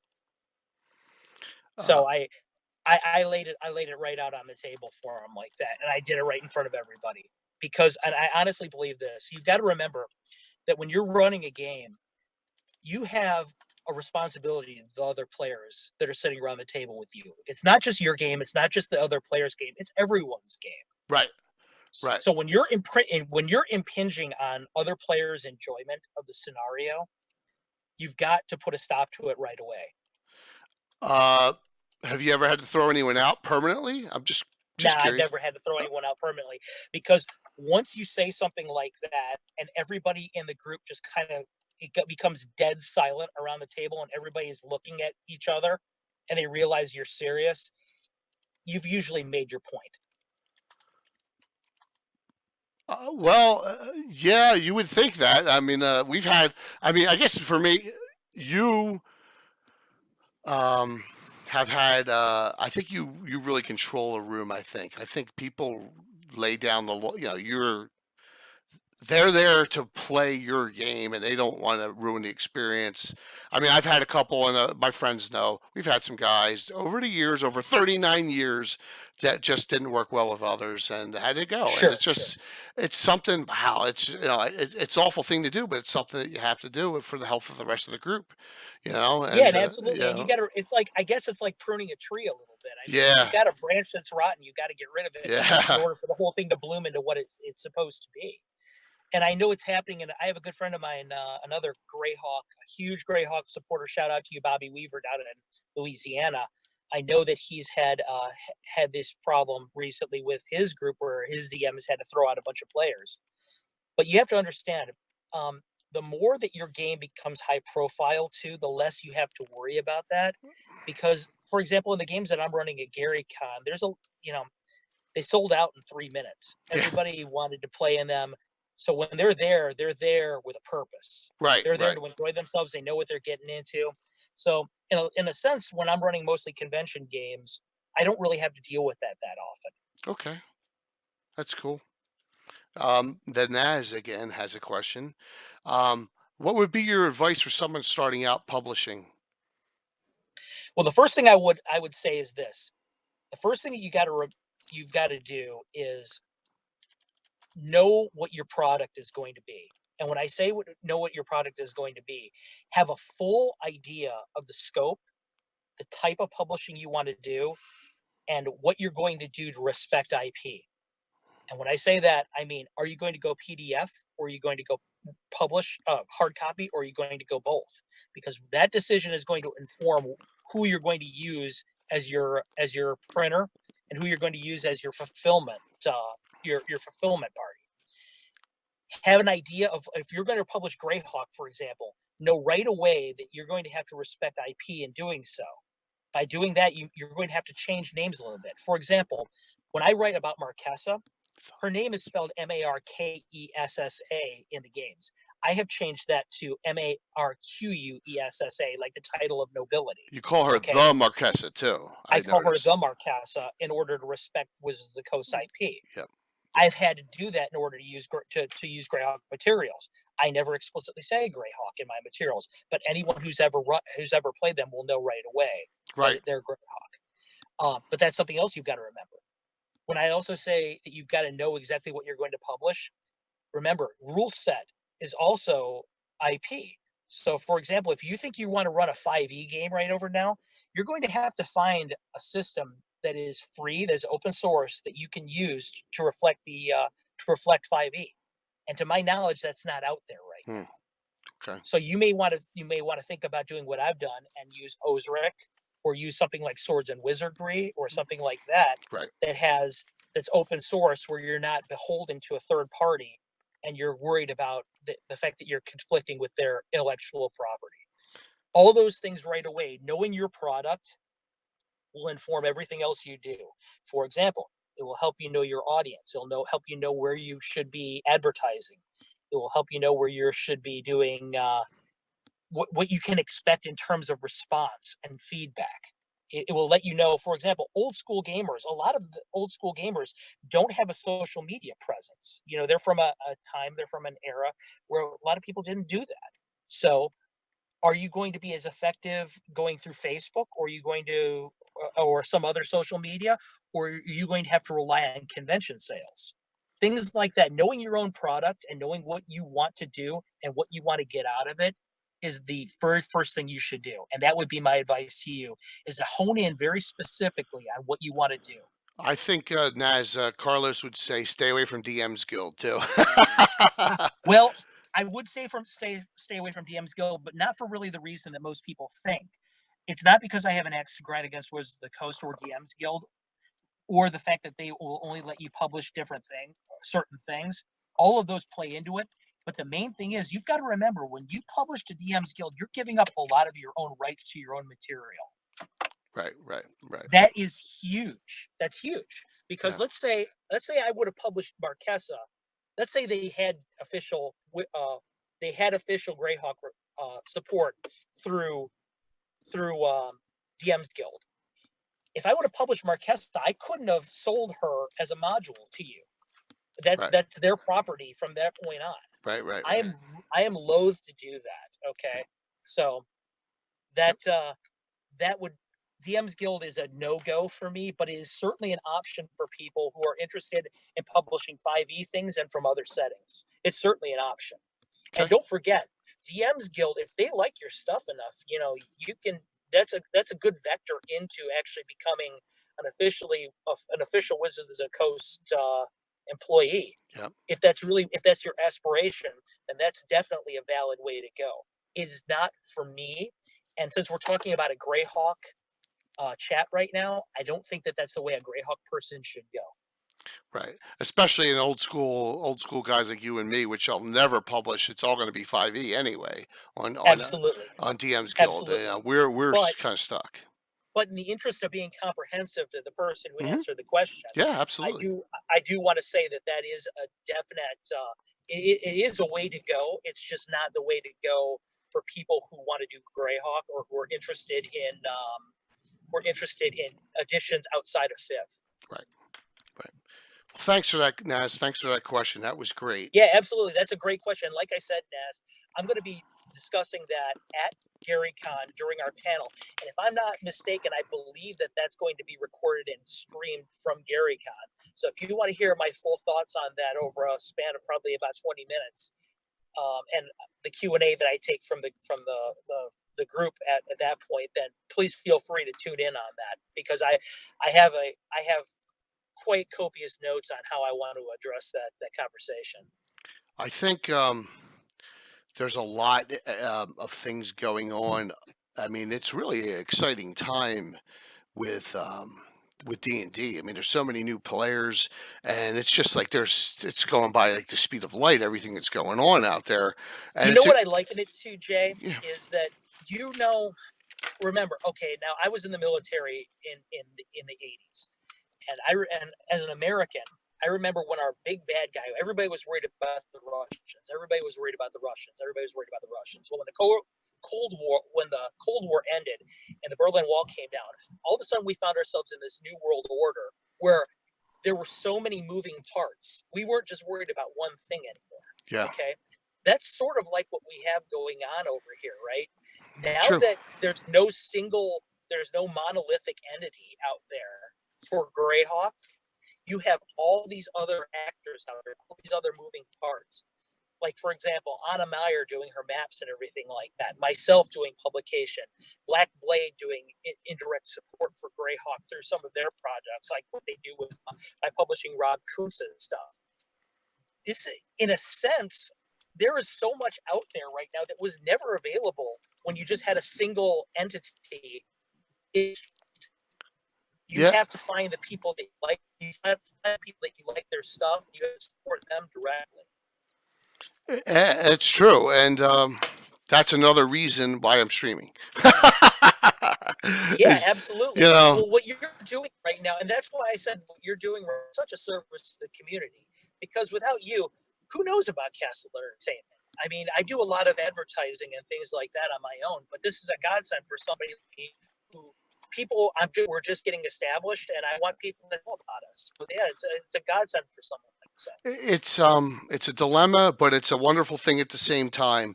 I know that there's enough room for all of us, and I've always said that, and that's why when I look for I look for certain sites I partner with. I look for one of three things, and they all fit a niche. They do great hot content, and there's only three of us. Two, that's it. They use miniatures, right? Miniatures like Frank from Nightheart Gaming, and for SETI D&D, they use miniatures, but they're 5 years. Or they're old school broadcasters, 1E, 2E. And so that's it. I mean, that's what I look for, and it's a small group. So Nixel, the community is smaller than you might think. Yeah. So Nixel Castle, it's right up there now. That's Carlos's logo, CSL Entertainment. That's his company. Go to the Castle Entertainment on Facebook, and I know the PDF of all his modules is there. But I'm going to give you guys a nice surprise now. Everyone who's on, because I was planning this all along, especially with the power outage, and you driving in your car, right? You are driving in your car, which is crazy. Yes, so I am.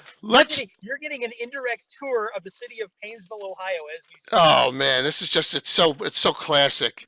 So anyone there's a castle. And by the way, if it sounds like we're at sea right now, that's how bad the wind is outside. Yeah, well, I appreciate this. This has been it's been a fantastic discussion so far. I'm going to say this to everyone out there. I know I'm going to get bombarded with texts in the game. You know how you can do whispers to people. Here's what we're doing. So we talked that Mushroom Blue is Carlos's module that he's written for the Order of Revolt campaign, for my campaign specifically.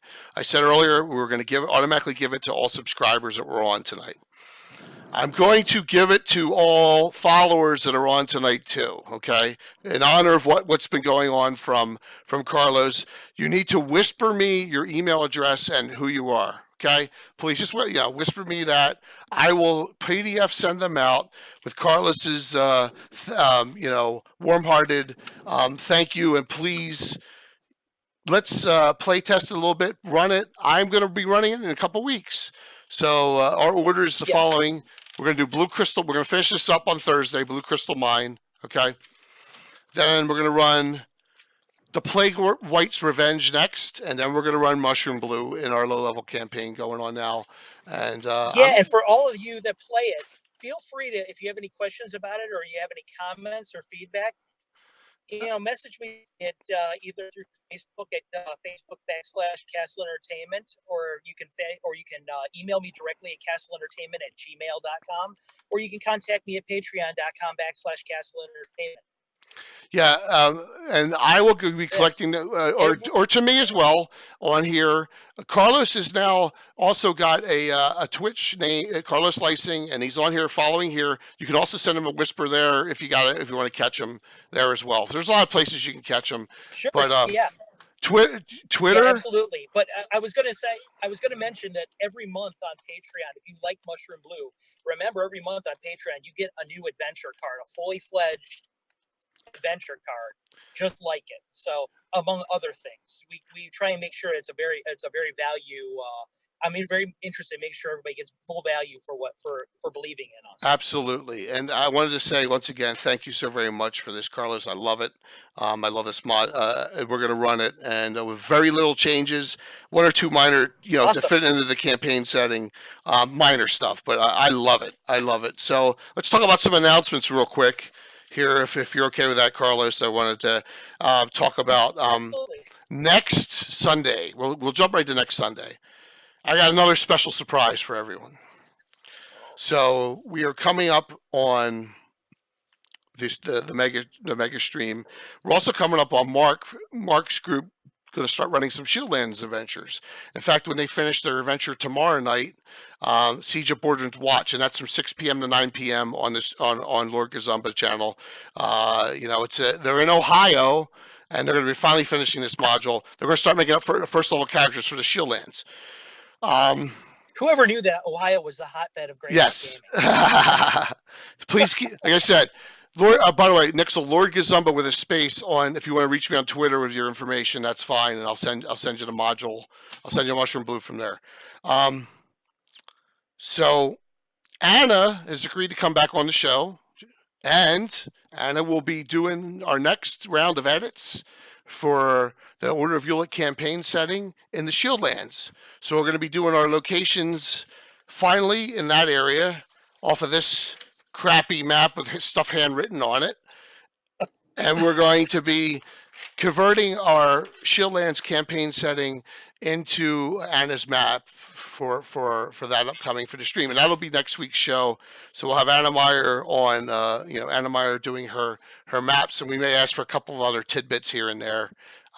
For those of you guys out there who don't know who Anna is, first of all, I can't believe it, but second of all, you guys are about to see Darlene 2.0. Her work is amazing. I can't say enough good things about the person herself. Darlene, I should say, Anna, she is a first-class individual. You guys are going to love having her on the show again. I know it. I can't wait to see her myself. Absolutely, and she's been on the DMs roundtable as well, and we've done a couple. Anna and I have some things we're going to be discussing as well in 2019. But I just want to announce that because really no one knows that but Anna and me unless you looked on events. No one presses the events button to see what's coming up though. So and they never do. They never do. So it's crazy. But so that's for next week. Now 2 weeks later, I'm gonna have one. I think I'm gonna do stuff about the Druid and Ranger in between. But 2 weeks later, on the 17th, which is the Sunday before the mega stream, I have planned a prelude Gabbin show where everyone who's involved, Will, Anna, my players, Mark, Jet, I'm going to have them all, as many as I can get on Zoom, and we're going to talk about what's going to go on and what each of us are going to do for the mega stream. So that'll be on the 17th of March. So that'll be another good Gabbin show. Cool. Yeah, that'll be a good prelude show. I thought it would be a great idea. Whoever can get on at that time, we'll sit down and we'll talk about the characters we're going to play, some general synopsis of the ideas.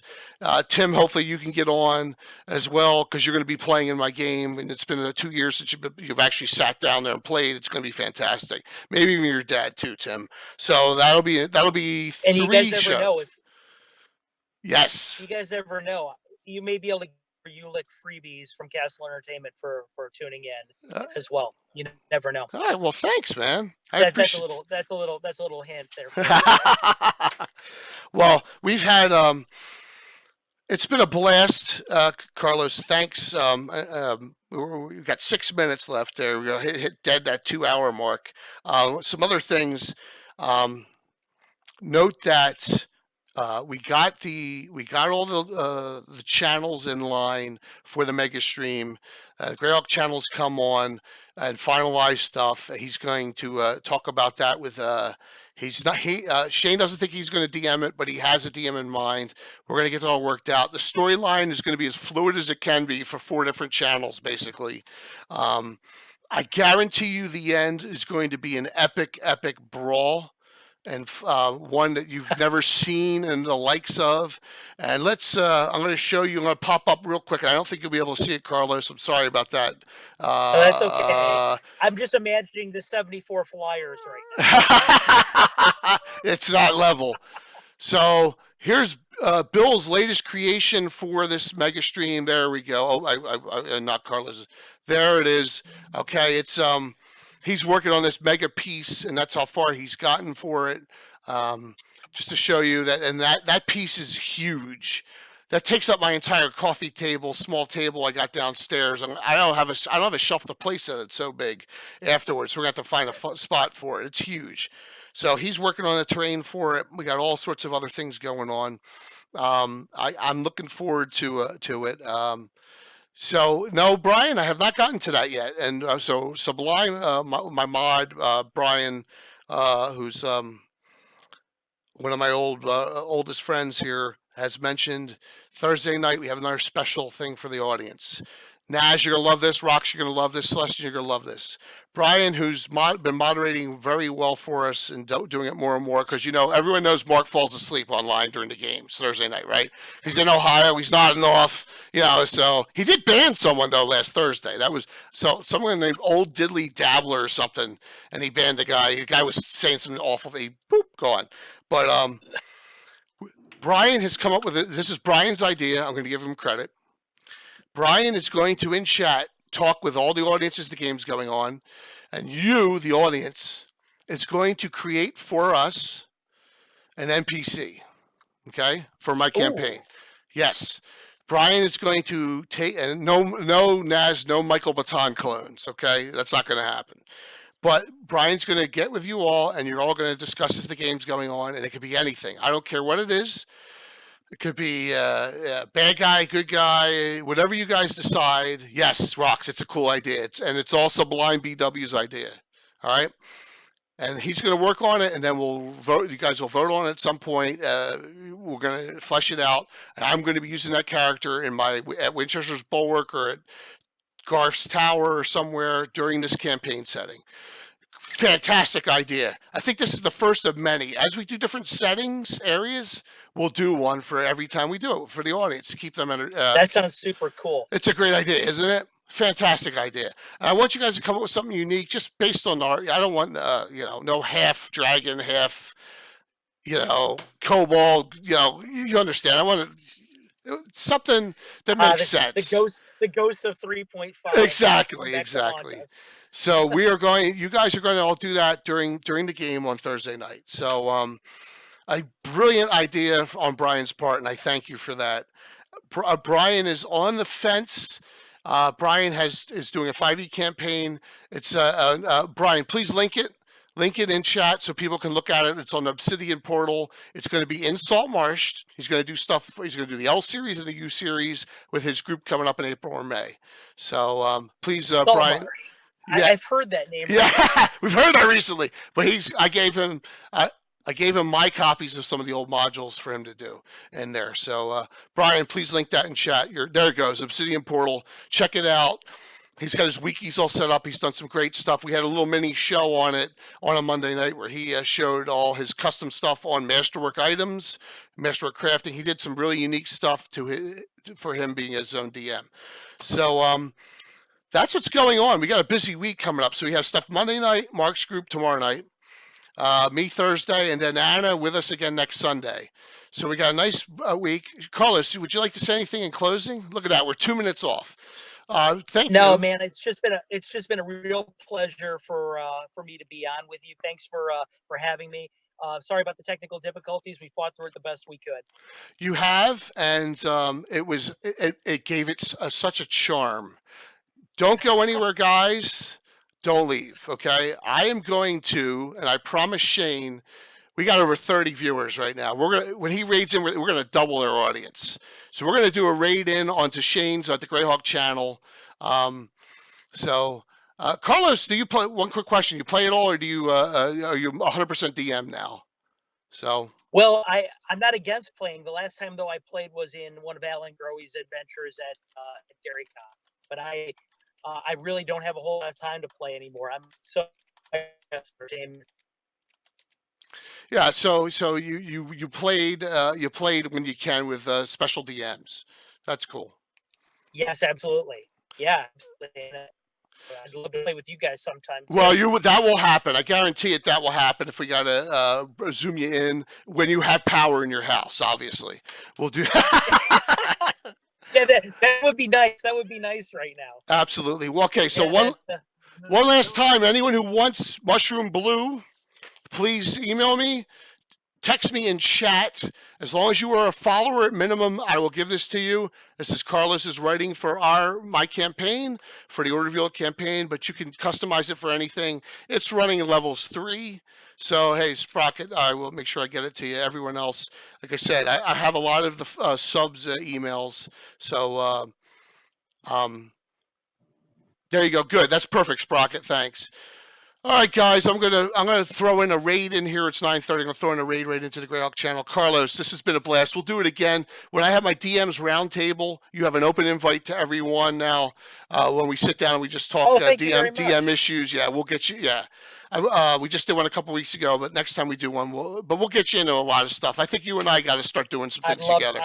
we really need to start Yeah, pooling absolutely. I'd resources. love to be there, buddy. Yeah, and thank you for what you offer for me too on and what you told Naz too about publishing. It's very, I mean, like I said, I know nothing about it. I'm so novice when it comes to that kind of stuff. But it was extremely useful information that we all can take to heart on. That there's a lot of stuff that we really need to you need to prep before you decide to do anything that serious. Thanks on that. And guys, it's been a great one, an all-timer, I'll say, an absolute all-timer. How far are you away from your house? I'm thinking we're about maybe 15 minutes away. Oh my now. gosh! Amanda's Okay. Amanda's been driving us around in a church parking lot. Doing figure eights for the Well, last, please be 10 minutes. please be careful getting home. Thank you so very much for this. This has been a brilliant session. Everyone online has been very gracious and said thanks. I know you can't see it, but yeah, I appreciate everybody that tuned in tonight. Thanks a lot, and thanks for supporting Castle Entertainment. It's been my dream, and I couldn't do it without you guys. So thanks a million. Thank you, and I'm going to reach out to Marco about getting you in one of his sessions. Jeff, Jacob, you're on, correct? Jacob Jansen still? Yeah, Jeff. We're gonna talk. Carlos only lives like 45. What town do you live in, Carlos? If you may. I live in Paynesville, which is probably about 45 minutes away from Akron. Okay, Jacob, you got Jeff. You got that about 45 minutes. Yeah, that would be great to have him in as a guest sometime. I mean, that would be brilliant. So. Yeah, I love that. Yeah, definitely. A huge opportunity for your group. All right, let me get in. I got to go to this stupid back page off here and set this up here. Okay. The Greyhawk Till the channel. Star Break, my friends.